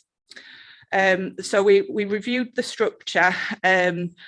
And we put some recommendations forward along that structure, but there were some key elements that I had to consider that I was given clear directive around, that structure needed to be flexible to cope with changes in service demand at peak times. So for instance, there could be situations where call handling was higher, or you'd need more trained officers on the streets to be able to deal with noise responses. So we needed to create that structure that could cope with that flexibility. We also needed to create it so it could be scalable, both upwards and downwards, to deal with the financial challenges that the council faces. So we developed a structure that could be scalable both up and down, and that was part of the recommendations. We also created, we recommended to create a capacity to engage with key partners and to develop that performance framework so that we had staff that could support those operational teams and look at current performance, but also reflect on that and create a culture of continuous improvement. So that's the work that was around bringing the recommendations together. I'm going to hand over to Zahid because Zahid is now the operational manager at Leedswatch, and he has been working at implementing those recommendations that were there. So, thank you, Sharon. Chair, I've been reminded by my chief officer that at times might be getting a bit of the kind of the better of us. So what I'll do is I'll go through the the next slide, and then I'll pick up a few of the slide things from the slide after. So the work that Sharon mentioned led to us implementing the restructure on the 1st of September. We moved from 5 operational teams to 4 operational teams. We implemented a new shift pattern, so staff were with us 4 days working, 4 days off, but with us for a longer period of time, and then had 4 days off, which helped them to manage that work-life balance. We also looked at staffing and made sure that we had more staff available in the evening and overnight, and less during the day when it was less busier. Sharon mentioned the silo functioning. So we've now got operational staff that are multifunctional, that will deliver services in a geographical area, response officers that will undertake noise patrols, respond to alarms, and also undertake antisocial behaviour patrols in multi-storey blocks and other areas of the city. Previously, those were separate teams that delivered those functions, and so there was some inefficiency there where staff were travelling from one geographical area to another. So we've reduced that and cut that down. We've also created a service expert role internally within the control room. So that's a multifunctional role that can do everything within the control room. So that addresses some of the issues that Sharon raised about aspiration and staff being able to progress within the service. We've also created a deployment and triaging function, and we're working with IDS in relation to a digital mobile solution that will allow the control room to digitally deploy staff and using iPads and that kind of technology, and be able to map that internally within the control room so they can see where the most efficient person is to deal with issues that come into the control room, be it alarm response or responding to noise. We've also created a performance and relationship team, and that team has taken away some backroom function from the operational staff. So previously operational staff were undertaking backroom functions. That's now kind of been taken away by the performance and relationship team, and they're delivering that. And they're also our main point of contact in relation to customer and partner contact, and in terms of working with yourselves, members, and providing information to yourselves in relation to performance information that you received previously. That has now resumed and will be kind of included within committee papers that go out to yourselves on a regular basis. We've also looked at our delivery support in relation to the standardization of performances and processes and training, and that performance and relation team is also looking at that and looking at, again, supporting those the operational teams in relation to that. The next slide shows a range of outcomes, and I've touched on some of those. There are some case studies towards the back of the paper as an appendix. And there's one there that I just want to pick out in relation to this in this area, and that's in relation to a vulnerable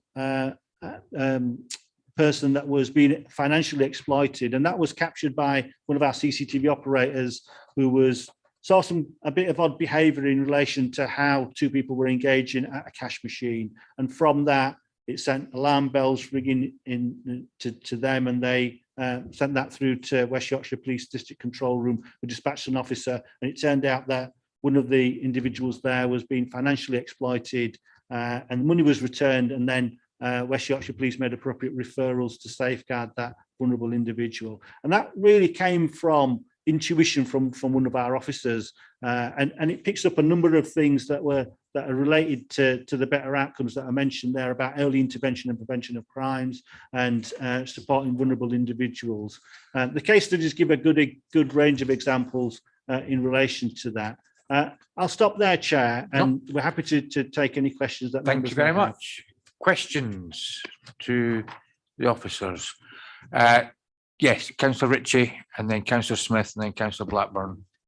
Thanks for that. It's always unfortunate when you're following a long item, isn't it? So thanks for what you've said and what have you. So my question is on I think it's under the background, undertaking patrols of parks and green spaces to deter crime and aid and speed. Could you just explain what that entails? Does that entail them getting out of I think they're on cars these days and walking around the parks? Because obviously there's an element of risk to them there. Or is it just sat in the car park and reacting to reports? And the second question I had actually was sort of some advice.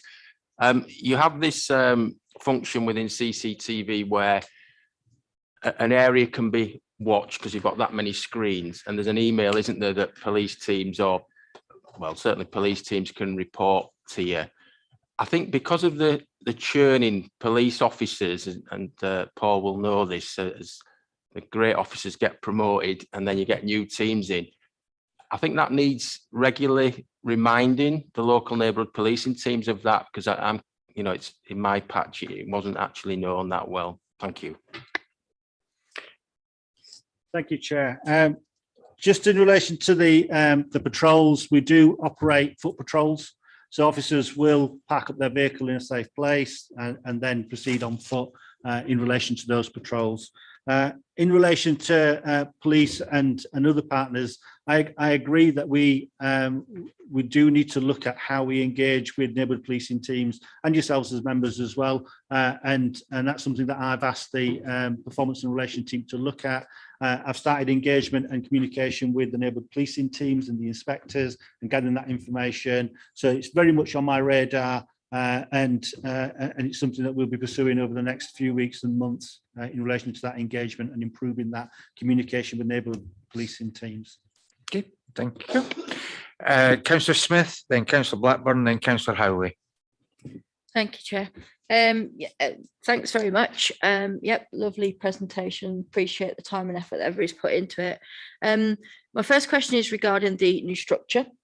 I know that you said that you spoke to the staff and everybody was really happy with it, etc.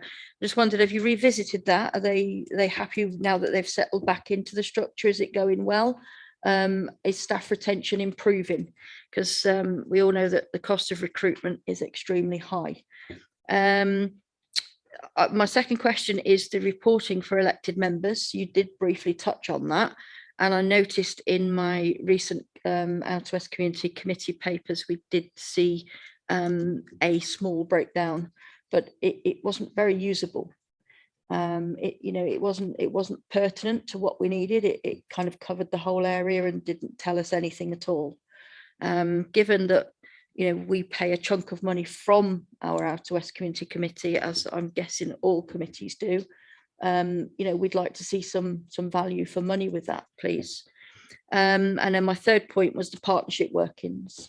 So, I consider elected members as a partnership, the police as a partnership, and various neighbourhood community areas and things. So I'd like to see a little bit more of that, please. Thank you. Thank you, Chair. So in relation to if I take the last question first, in terms of the area update,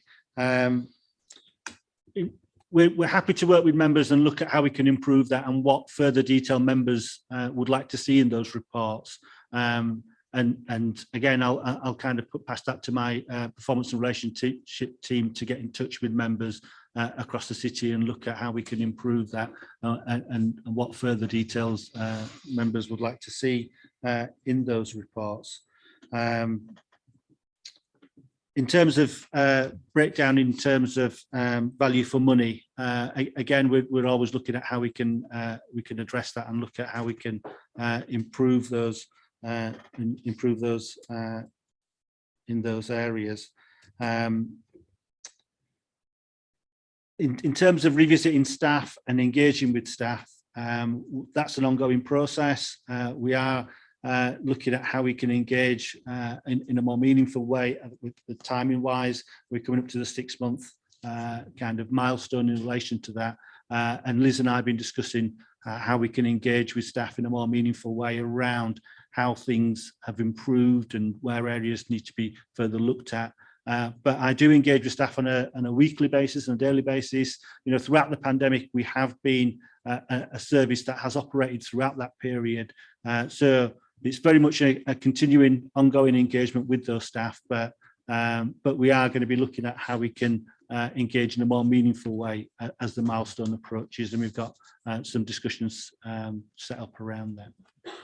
Liz? And just to add, in terms of the partnership approach, of course, we work with a whole range of services, not just West Yorkshire Police. We work with environmental services. We work with, there's more or less every section of the council that we touch with. Our service touches base with in one way or another. But I think that one of the things, well, I know that one of the things that we want to do, and I know that Councillor Harlan's particularly supportive, is how we work with our community safety champions moving forward. We started some work before the pandemic began to look at how we strengthen those roles, and obviously now that we're moving back to some sense of normality, hopefully, then we'll be picking that work back up, because we see those community safety champions having a really key and major role to play around how we not just use our CCTV, but things like the performance information. How do we make sure that those reports that we give you are actually giving you some meaningful information and providing you with, as you say, Councillor Smith, the value for money. You feel that you're getting a good bang for your buck. So that's something we'll certainly be picking up with from a partnership perspective, value for money, and how we use the service much more effectively in the future. Thank you. Thank you. Right, Councillor Blackburn, then Councillor Howley. Thank you, Chair.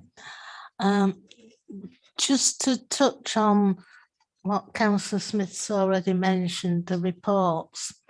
We used to get reports roughly about once a month, I think it was, and it was to do with our particular ward, and that's really what councillors want.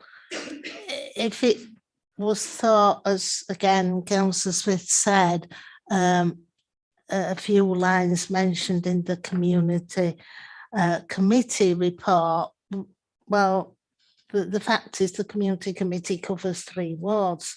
Really, we want to see about our ward. In my particular ward, we fund 2 cameras, and they've picked up quite a few things over the years we've had them, and that's what I used to get information on. I haven't had anything for ages, so I think if we could go back to more what we used to do and have them about once a month, that'd be useful. The second thing I want to ask about is the coverage for parks. Now, at one time, this was motorbike coverage. I understood it still was. I know that our area was one that started to fund the motorbike patrols before it was done citywide. The city took it over and took over the payment for it citywide, but then of course you didn't get as many visits. But I want to know how often they do visit the parks. I know we've got a lot of parks, or do they just come out if they get reports about some problem on the park? Thank you, Chair. We pretty much visit all the parks on a daily basis across the city. Where we've got specific intelligence, we'll undertake intelligence-led tasking and intelligence-led patrols. Where we've got reports of antisocial behaviour, for example, in a particular park, then that will feature within our patrols. But generally speaking, across the daily 24-hour tasking, we visit all the parks across the city within those patrols. Again, in terms of the reporting, Chair, we're happy to pick up the reporting and look at how we can improve those. Thank you. Yeah.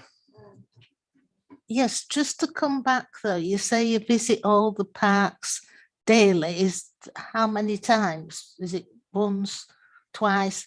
And again, I'd like to know, are you still using the motorbikes or not? Because the motorbikes were great, obviously. If they see something going on, they can quickly get around areas. You can't be driving around a park in a car, or at least you shouldn't be doing it. Thank you, Chair. We don't have any motorbikes anymore unfortunately. We do engage with West Yorkshire Police who do have motorbikes, and we'll work with those officers. Generally speaking, in terms of the visits to parks, we'll visit on a regular basis. The larger parks will get more than one visit, but generally speaking, most parks get one visit on a daily basis. Okay. Councillor Howley. Thank you, Chair. I've had a couple of incidents in my ward where residents have reported incidents within the vicinity of CCTV cameras. They've reported to the police, and an assumption that it would be relatively straightforward to get the recordings, get the evidence, and find the perpetrators ultimately. And I think this relates to the point that Councillor Ritchie made earlier. Is there a disconnect in working with partnerships? Are there GDPR problems getting hold of the evidence on occasions? To what degree are you aware of this, and is something being done to improve it? Thank you. Thank you, Chair. So in relation to GDPR, the Prevention and Detection of Crime overrides GDPR. We've got a good working relationship with West Yorkshire Police and police officers, and on a daily basis, we're providing evidence and footage to officers. I think Councillor Richards hit the nail on the head in relation to some officers not understanding what the CCTV is, or the fact that they've got CCTV there that's public space in relation to Leedswatch, and it's very much around picking that up with those officers. We provide footage on a daily basis. We get upwards of 50 requests a day from West Yorkshire Police that we'll engage with and provide that footage. We've got a liaison officer that is based with Leedswatch, a West Yorkshire Police liaison officer who's a police constable. So there is a role there for that officer to engage with those new officers that are coming into the neighbourhood policing teams, and making sure that they understand what CCTV they have in their neighbourhood and how to get the footage. And I feel some of those requests that come in via email as well, where there's forms on the West Yorkshire Police intranet that officers can use to contact us and engage with us around that.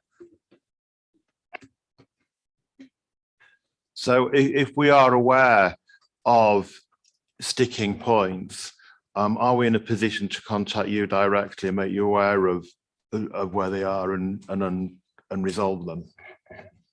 Yeah, yes, 100%, Chair. If there are any issues, then please contact myself, and we'll address those and raise them through our police liaison officer or directly with the neighbourhood policing team, and look at how we can kind of respond to those. All right. Any other questions? So the only points I'd make is, one thing I'd like to see is you publicising the good work that you are doing in the areas that you're covering, because I think a lot of members probably aren't aware of the breadth of what you're doing. And the other thing is a little nitpick. It was pointed out by one of the members, not by me, who read the papers, that the telephone number that's been quoted on page 27 or page 1 of the appendix is wrong. I think you've got an extra, we think you've got an extra 1 in the number at the bottom. We think you've got an extra 1. So if it is, can you reissue a contact number so that elected members can get in touch with you? Because you never know when we need to get in touch with your service. And if you can do a brief A4 page setting out all the work that you do and how it's best to get in touch with you, then we can all work in partnership better. Okay. Yeah, certainly, Chair. Yep. In that case, thank you very much for coming along today and, to explain how you have modernised the service and brought it up and used the pandemic as a period of where you've been able to reflect back and you've come out stronger at the other end. So thank you very much for your time and effort. Thank you. Okay, next, climate change. Now, I am aware that because of there are 2 issues. One is that those of you, if anybody's on city plans here, I don't think there is, but city plans are, you are right, are needing to be in here at 1:30. Also, to at least 2 members of the guests, probably 3, I've got cabinet starting at, they probably need to leave here about 10 to 1. That's not to say I want to restrict debate, but we do need to be aware that the exec member does have a lot of other priorities that they've got to keep in the air as well.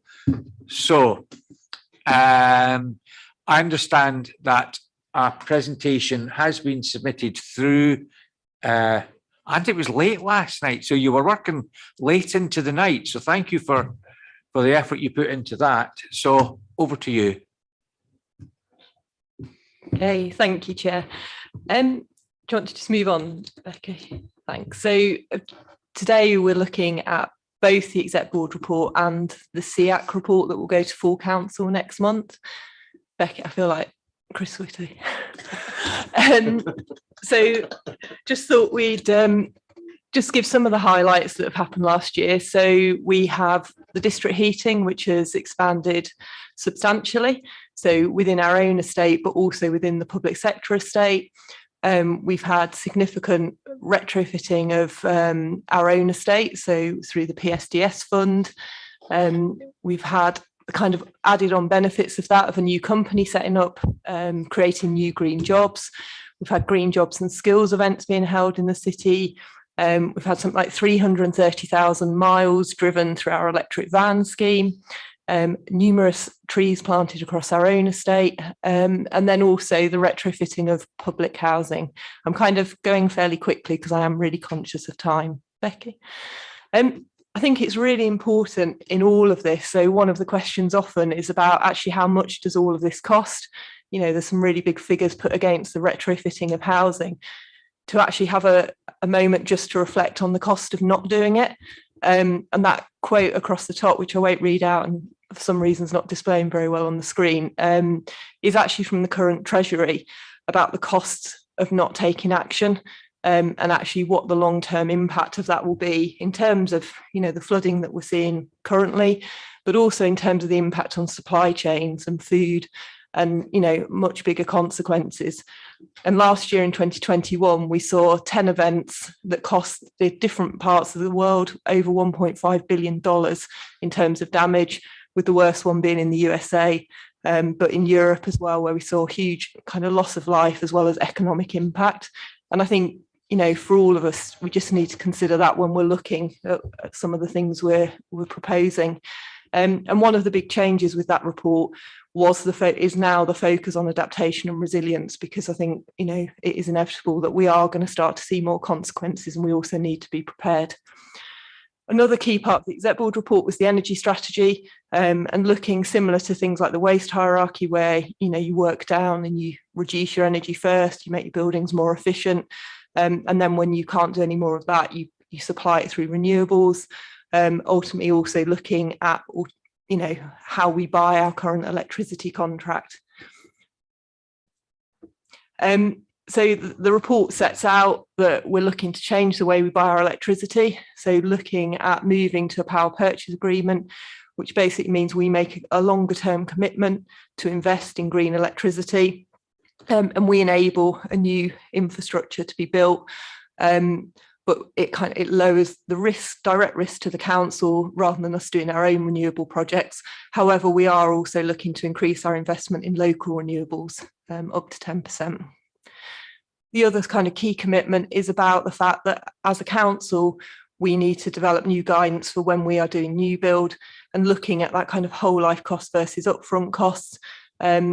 Sometimes that can be really challenging, especially when we're operating within a grant envelope for certain buildings where we've got a certain budget to work to. But just trying to make that much more transparent in terms of the decision making about if we're not building something to net zero, actually what is the longer term consequence of that? And often that, you know, to retrofit something is far more expensive than doing it right in the first place. So the other big change, as well as the focus on adaptation in the Exec Board report this year, was also the focus on Scope 3 emissions. and actually starting to look at the consumption emissions of the council and how we can really drive change in that. And it's estimated that that can represent kind of 80, I think it's 87 to sort of 90% of an organisation's emissions. It's often, you know, people focus really heavily on scope 1 and 2, which is right, it's where you've got the real direct control. But I think we've recognised that we need to be looking at scope 3 in parallel. So this year we've really focused on food. We've made some really significant commitments about, they're up on the screen, about buying local, serving local, reducing the carbon of our meals by 2030. And we're going to bring that back to Executive Board in the format of a food strategy, which won't just look at the carbon, but will work across all kind of agendas in terms of health and well-being, food poverty, the food economy. So we're trying to do that in a really kind of whole council approach. So in terms of housing, we've had numerous different funds, which I won't list, but looking at private sector housing as well as social housing, really trying to kind of upgrade those homes, often come in with really challenging criteria. So I'm sure people will have heard me say before, trying to find a homeowner that owns less as a household than 30,000 is pretty challenging. Then trying to find not only that, but a householder who has an EPC of E or below is near on impossible. So we've been really successful in getting the grant funding, but they have been really, really challenging to deliver. We continue to work with government in terms of some of those criteria, in terms of things like the PAS 2035 standard, which has increased some of the costs that we incur. But despite that, you know, I've listed there some of the projects and some of the level of funding we've managed to secure. And I think since the Exec Board report went in, we also found out we've secured just under another 10 million to support our own social housing. Transport's in here. I mean, fundamentally, transport is dealt with within the transport strategy, but as part of the sort of climate change report, I think it's important that we still reference it and make those cross connections. And the report talks more specifically about the electric vehicle charging strategy, the kind of aims for next year in terms of investing or trying to bring investment into the city from commercial partners, and how we can make that work and how we can ensure equity across the city in terms of access and affordability. And also in terms of the work that's been done on things like the electric van scheme and the electric bike scheme, and obviously that cross connection to the other report that went about the electric bike hire scheme. So as I've mentioned, there's a number of other policies that are up and coming. So the Better Homes Net Zero strategy, but also the food strategy, the adaptation and resilience plan, the future talent plan, local plan update. And what we're trying to do is make sure ones where my team aren't directly delivering, that we have that interconnection, and we're making sure that the climate is at the centre of them. And then the business side of it, we have done quite a lot of work in terms of sort of skills, green skills. We're working with people to run the second ever retrofit coordinated boot camp in Leeds in a month or so. So we've been really active in actually bringing that along, working with our wider supply chain to support it. And as I've mentioned, we've already had companies setting up, we've had new jobs created because of the level of funding that we've spent. But also what we are trying to do is work across things like the anchor institutes to try and get kind of similarity of policies, make sure we can identify opportunities. So food will be a key example of that, where actually we work really closely with people like the hospital. And again, we've just given some examples of other work that's going on in the city, because obviously we are looking at a whole city approach, not just the council. And then last but not least, the full council report that's going next month just gives a summary in terms of all the work that SEAC have done, all the topics that have been covered, so ranging from funding to green jobs and skills, climate education, how we communicate and engage with communities. And then it also has a number of working groups. Just go on to the next slide, Becky. And just talking about the benefits of the working group, just really trying to allow members to go into certain issues in a lot more detail, enabling them to act as advocates in all the different committees and work that they do, but also allowing for that kind of that check challenge of all the different policies and things that are happening, and also feeding into kind of cross-party lobbying strategies. And then I think the last slide just lists kind of the 4 different working groups, which are food and biodiversity, planning, energy and buildings, transport and behaviour change, and finance, and just gives a bit of a summary in terms of what each of those delivered over the last year. And I'll leave it there. Thank you very much. Thank you. Much appreciated. That's a lot of work. Councillor Howley and then Councillor Collins. Thank you, Chair. Reading this, and obviously there's huge amounts of detail, huge amounts of work in it, and I mirror what the Chair said. Thank you for it all. I am still very concerned personally about the transport situation. The targets are to me appear very challenging, and the strategy for meeting those targets is certainly in the bullet points, I would say rather vague and based on a lot of encouraging, and I suppose the key ones being around efficiency of transport network and reducing the need for travel. For me, it's also exemplified by the problem we've got with electric vehicles, an expected massive uptake in those, but it appears to me that the strategy for dealing with the charging challenge is still rather piecemeal at the moment with the plans that are in place.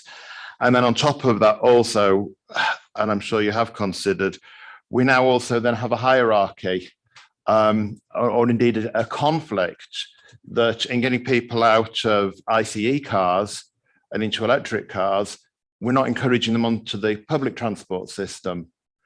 So at what stage, I'm not saying you have answers to these now, but for me overall, there are very challenging questions left on a sustainable transport strategy. How is this going to be solidified and made more robust? Because for me right now, I think there are too many holes left in it. Who wants to take that one? Yeah, you do what you say, yeah. Sorry for interrupting. I'd also like to know what the base figure is, because you said you want to increase by a percentage. So what was the base that you want to increase from? Is that pre or post pandemic? Is it, how far back does it go? Because that, I think that's very pertinent as well. Thank you. Okay, so who's volunteering? We volunteer Councillor Hayden to take the transport questions, and then I'll pick up on the charging specific questions. Yes, in terms of the transport strategy, the baseline was pre-pandemic. And in terms of increasing bus use, in terms of increasing cycling and those sorts of things, obviously the world has changed on its head, and we are,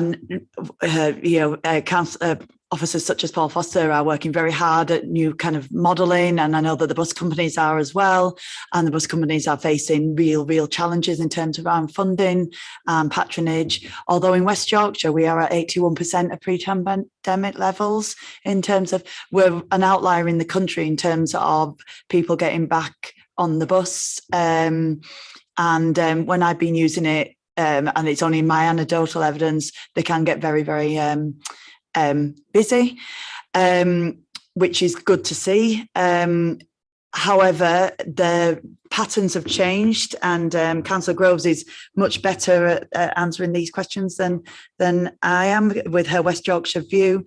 But the patterns have changed. So the morning rush hour, if you want to call it that, the morning peak is not what it was at all, but the evening peak is back to pre-pandemic levels. So people going to work, they're not going as often, they're working from home a lot more than they used to, and they're going in later, and maybe going in for maybe 10, 11 o'clock, or and it's staggering the days, not the traditional 9 till 5 we're seeing. So all that modelling will feed in once the world settles down again, and everything settles down, and we'll see what the long-term modelling is of that. But we are working very hard with the bus companies in particular in order to make it as easy for and as feasible for people to get on a bus as possible. That's not easy with the current kind of wage hikes, which is a good thing for individual bus drivers. I'm not saying it isn't, and but the competition of bus drivers as well, and as well as fuel costs that we're seeing all-time highs at the moment. So obviously the bus companies have got some real challenges on their hands in terms of the transport strategy and the kind of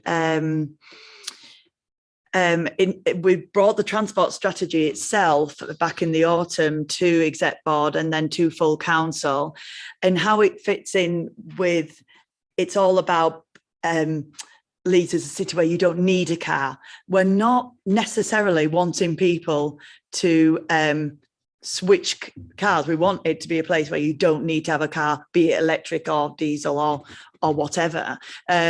So I don't know what the alternative is, but to electric or petrol diesel, but we're wanting it to be a place where you don't need a car, so that active travel, walking and cycling are much more attractive, and then kind of walk it, ride it campaigns that we did in the summer in kind of Chapel Allerton, Chapeltown areas, very successful in terms of encouraging people to use the bus more, to use, but we have to get buses much more efficient. We have to make it safe and sustainable for people to cycle. If people don't feel like it's then, and normalizing that is normalizing cycling is going to be a real challenge. So that's why all the cycle lanes that people will notice in connecting through Leeds, and it is called Connecting Leeds, so that you can travel across the city centre, east to west, north to south, safely on a cycle, and it's much more pleasant place to walk as well. So all these things are happening. It might seem a bit, but the transport strategy itself is much more in terms of focused on its actual wanting to increase and its statistics and its ambitions. It is ambitious. For some people, it's a bit too ambitious. For some people, it's not ambitious enough. But for 70% of the people who took part in the consultation around Leeds, it was the right direction of travel, to use a pun that I really didn't want to use. So that strategy does have some much firmer, less woolly kind of bullet points and things like that. So if there's anything else that I think of, then I will come back, but I'll pass over to Pollock. So in terms of the charging strategy today, it has, I suppose, been in some senses piecemeal because we've been responding to grant.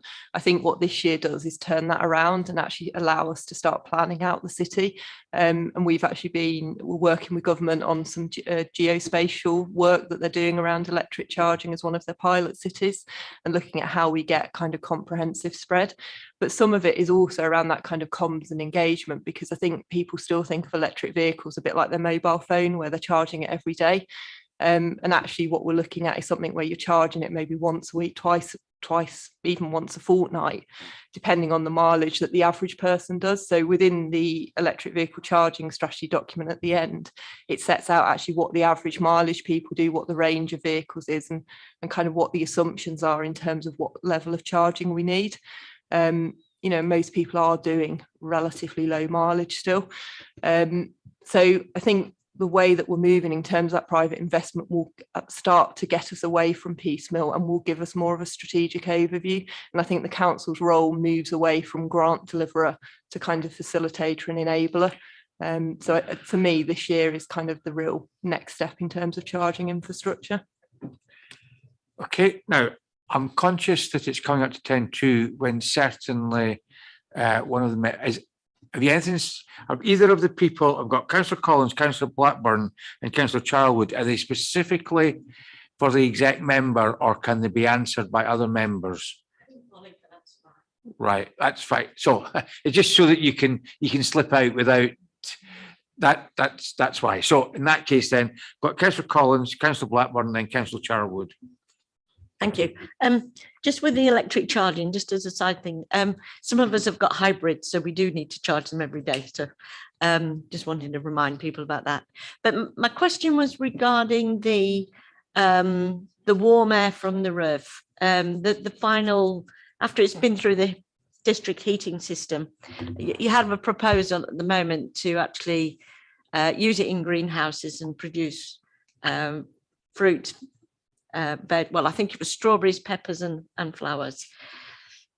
I know some people have been cynical about that proposal, but I actually quite like the idea. And I just wondered, how far down the line are you with that? Because I think the cynics imagine that council officers are going to start growing the flowers. And I just wondered whether you'd found a partner to actually work with on a commercial basis. Where are you with that, please? Okay, so we've had the initial micro feasibility study completed, and we're working with a partner who has bid for additional funding to carry out the next stage of feasibility.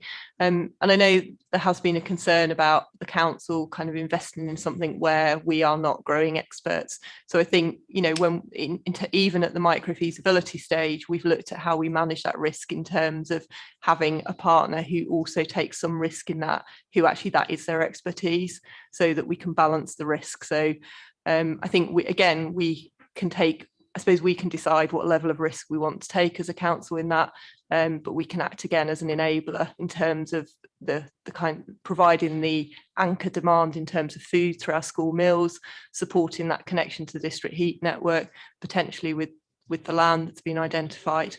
So I think our role is yet to be determined, but I think it's more about the fact that we want to be able to do that as an example scheme and show what can be achieved in terms of low carbon growing in the city. Thank you. Thank you. Sorry, can I just come in on that really quickly, because I think this is really exciting and people might be cynical about the cut flowers. In fact, we do have many officers working at the Aerium and things that actually do grow flowers, you know, and do grow plants and are growing our trees at the moment, which is amazing.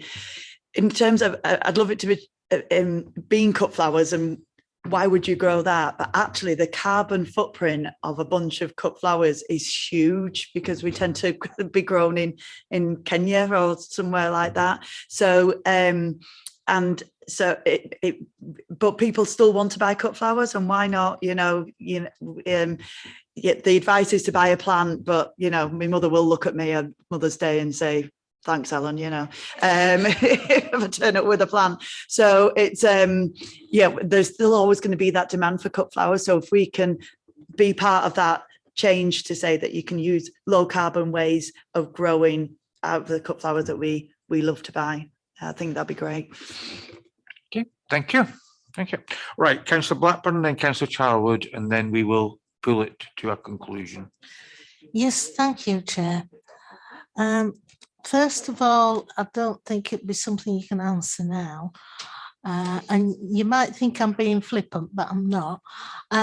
Just to do with really, I suppose it's all councillors, all 99 of us.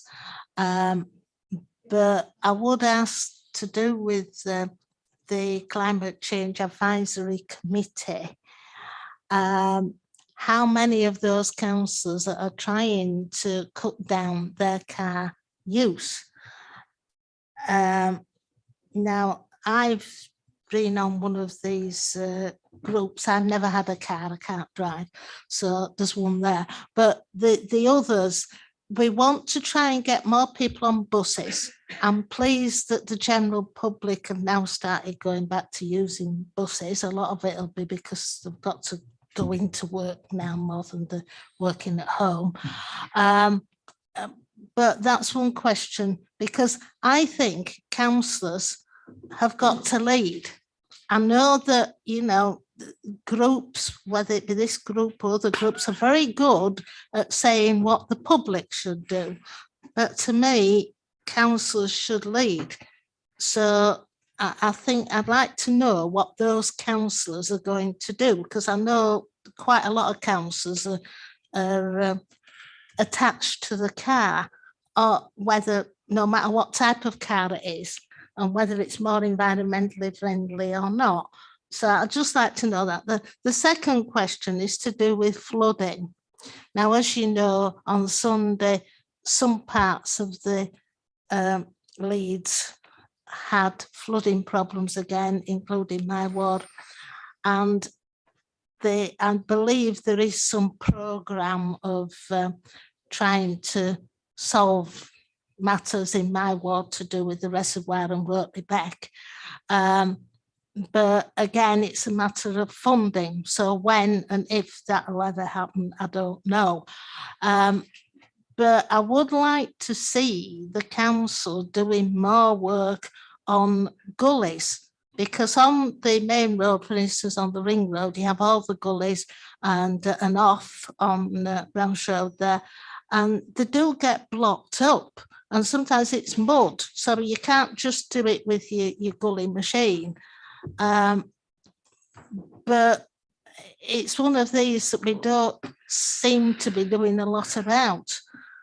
And it would help, particularly in the flooding areas, if we could make sure that the drains are free for at least the water to flow into. So there we are. Thank If you can take the first question, the second question I think is more to do with highways and gully and yeah, I expect, yeah, flooding, yes, but gully cleansing, I mean, we can blame Councillor Walshaw for many things, but the gully cleansing is not one of them. So, Councillor Walshaw. Thank you, Chair. What was the many things I can be blamed for? If you could send me a list, that'd be most helpful. I think, just picking up Councillor Blackburn's point, I think, you know, do our hair shirts have to come in small, medium, and large, Chair? In terms of speaking myself as Chair, we've, as a family, genuinely tried to cut down our carbon footprint. I drive a very old car, but it is powered by LPG, so it is certainly has less emissions than a lot of cars. But I think the question actually highlights a real significant issue in that for people wanting to do the right thing, it's a lot easier for people with the money they can buy a more expensive car to go electric, to go hybrid. And whereas actually people on average incomes are facing the issue that really a traditional diesel or petrol car is the only issue, is the only option for them. So we're going to see that continue for a number of years, Chair. I don't think the market in used hybrids and electrics is anywhere near properly developed yet, and that's something that we'll have to work through. To give you some idea, when I replace my very ancient car, our budget for replacing that ancient car is not going to be anything like that will allow us to buy a hybrid or an electric. So we have to think about what people on average incomes, families on average incomes are going to be able to do in that respect. And that's certainly a bigger question than we can answer at this council.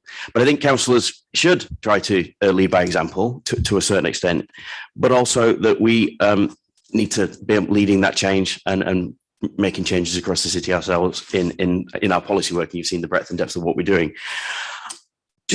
Councillor Blackburn mentioned we do need to get more people on buses. We do. And I think what's really important is the progress that we're starting to make on a WICA level on the structural problems facing the bus system in this city and across the country. I mean, look, let's be very clear. Privatised, deregulated buses have failed entirely. Nothing's been given a fairer crack of the whip, and nothing has failed as miserably as privatised and deregulated buses. So we have to have a bus network that's planned in the public interest rather than the bus company's interest. And I think with regulation and hopefully municipalisation, that's what we'll get, Chair. I think that's an important structural change in WICA. I think the question regarding flooding gullies, and I know the AOL, Councillor Blackburn, I used to live quite near it for a few years. I think if you can encapsulate that question, Chair, and send it to the exec member, I'm sure we can get a response on that. I hope that's helped. Sorry, Chair, to labour this, but I did, when I asked about what councillors on SEAC were doing, perhaps I should have said more blatantly how many of them use the bus. I'm not talking about us, yes, saying we want more people to use buses, but us as councillors should also be using buses. And I know not many do and never have done. So, question. I know where you're coming from, Anne, but we cannot go for compulsion. That you're not going to get buy-in to the public over climate change if you start compelling people. You've got to do it to volunteer to do it rather than compel. And it's fine if you've got access to public transport in your area, but not all wards have access to public transport. The other day, for example, we've gone down from 2 cars to 1 car. Caroline had to take the car. My wife had to take a car to a meeting with the fire authority. I had to walk from my house in Cookridge down to Addle, and I had to bring a whole lot of stuff with me in my back. Now, fine, I am my age. I am not built for speed in any shape nor form. So there's a whole raft of other things. I need to change my diet so I can build up. So it's not just overnight giving up my car and going walking. And also the cost of public transport. Something's got to be done. And Councillor Walshaw is quite right. We've got to get it right at the WICA level in terms of the costs to make it worthwhile people doing it. An example, the other day we were talking at one of Councillor Walshaw's committees about the electric bikes. There is a possibility of charging roughly 10 pence for every 10 minutes. I think that was it. Yeah. Which would have meant it was more expensive for me to go by electric bike than it is to go by public transport. And it shouldn't be that. I mean, and we all agreed that that was the thing. So we've got to look at the cost indicators, because Councillor Walshaw is correct. There are a lot of people out there who are struggling and cannot necessarily incur the costs. And we don't all qualify for bus passes or anything like that yet. So it makes it very, very, I know where you're coming from, but we shouldn't embarrass councillors who don't necessarily want to do it. Yeah. No, I'm sorry. Can I just come back on what you've said to me now? Scrutiny is not here to ask what members, how they travel or how they intend to travel. Come on then. Yes. It's out of order. What I'm saying is the councillors on SEAC are saying what people should do, and I'm not arguing with that, but I'm just saying, do they use the bus and whatever? I'm not saying you can compulsorily make anybody to use the bus. You can't, but we should be showing an example. That's because we're the only 2 members, I think, on SEAC are present. You know, I mean, I accept buses that are. Compel people. No, I know. No, I'm just asking. I'm just asking. We're not that sort of, we live in a country where we're free. I know. To do what we want, not be compelled. No, you shouldn't be compelled. I'm just Or asking. embarrass people not to take action. Yeah, maybe there's another way of doing it. Ask them at the committee if they're willing to say what they do. Chair, We're trying to get through the agenda. Councillor Walshaw. Chair, if I may, I actually very much agree with Councillor Graham. I think it's really quite an unreasonable line of questioning from Councillor Blackburn. Just want to put it on record that I really hope that SEAC members would try to live by the example, but we're also not instigating some Stasi-esque star chamber and asking them what their travel habits are. So if that could be minuted, that would be great. Next question. Yeah, Councillor Charlwood. Thank you. Thank you. So just to moving on, I'm not going to talk about my travel habits, but anyway, I just want to know, are we going to diversify our car power sources in the city by getting a hydrogen pump, as well as, because not everyone wants to drive a electric car, and in the future there might be a lot of hydrogen fuel cars, as long as it's green hydrogen, and we do have them in Yorkshire. ITM Power, for example, they build them, and there are some around the country. I think there's about 13. So we just need more of them, really, don't we? Yeah. Hi. So there's a couple of things happening on hydrogen. So I think the studies that we've done with the university show that the smaller vehicles are likely to stay as electric, and that hydrogen is likely to be more targeted at bigger, HGVs and those sort of vehicles. So we're currently part of a study working with people like Northern Gas Network and Element Energy to work out actually who would want hydrogen within the city, where we could locate it, and working through that as a feasibility study. A lot of the ones that already exist are very, very small scale. So what we'd be looking to do is try and now get that onto more of a commercial scale. So that work is underway. But I think, yeah, you're right. We can't just rely on electric, I don't think, for the whole fleet. It will be challenging. And I do agree. I think hydrogen is potentially the way forward. But again, as Polly says, I think it's maybe need to look at larger industrial sites at the moment, because there are, Yeah, oh, I do think, and to be honest, the council a few years ago were well at the forefront of that. They were working closely with NGN, and to the best of my knowledge, they still are. I mean, I'm not saying that they stopped, but I think the council have grasped that nettle a few years ago and are working very, very closely on that. So, with that said, thank you very much. We will have no doubt have a wonderful debate when it comes to council the next time. On all sides, we'll be having some wonderful debates, because SEAC itself is actually full of different views that people are expressing, and some people agree with them and some people don't agree with them. But that's the whole nature of it. So thank you both very much. And thank you, Polly, for the hours that you've put in the last day or so to get to where we are today. It is much appreciated. Thank you. So, that said, then on to the work schedule.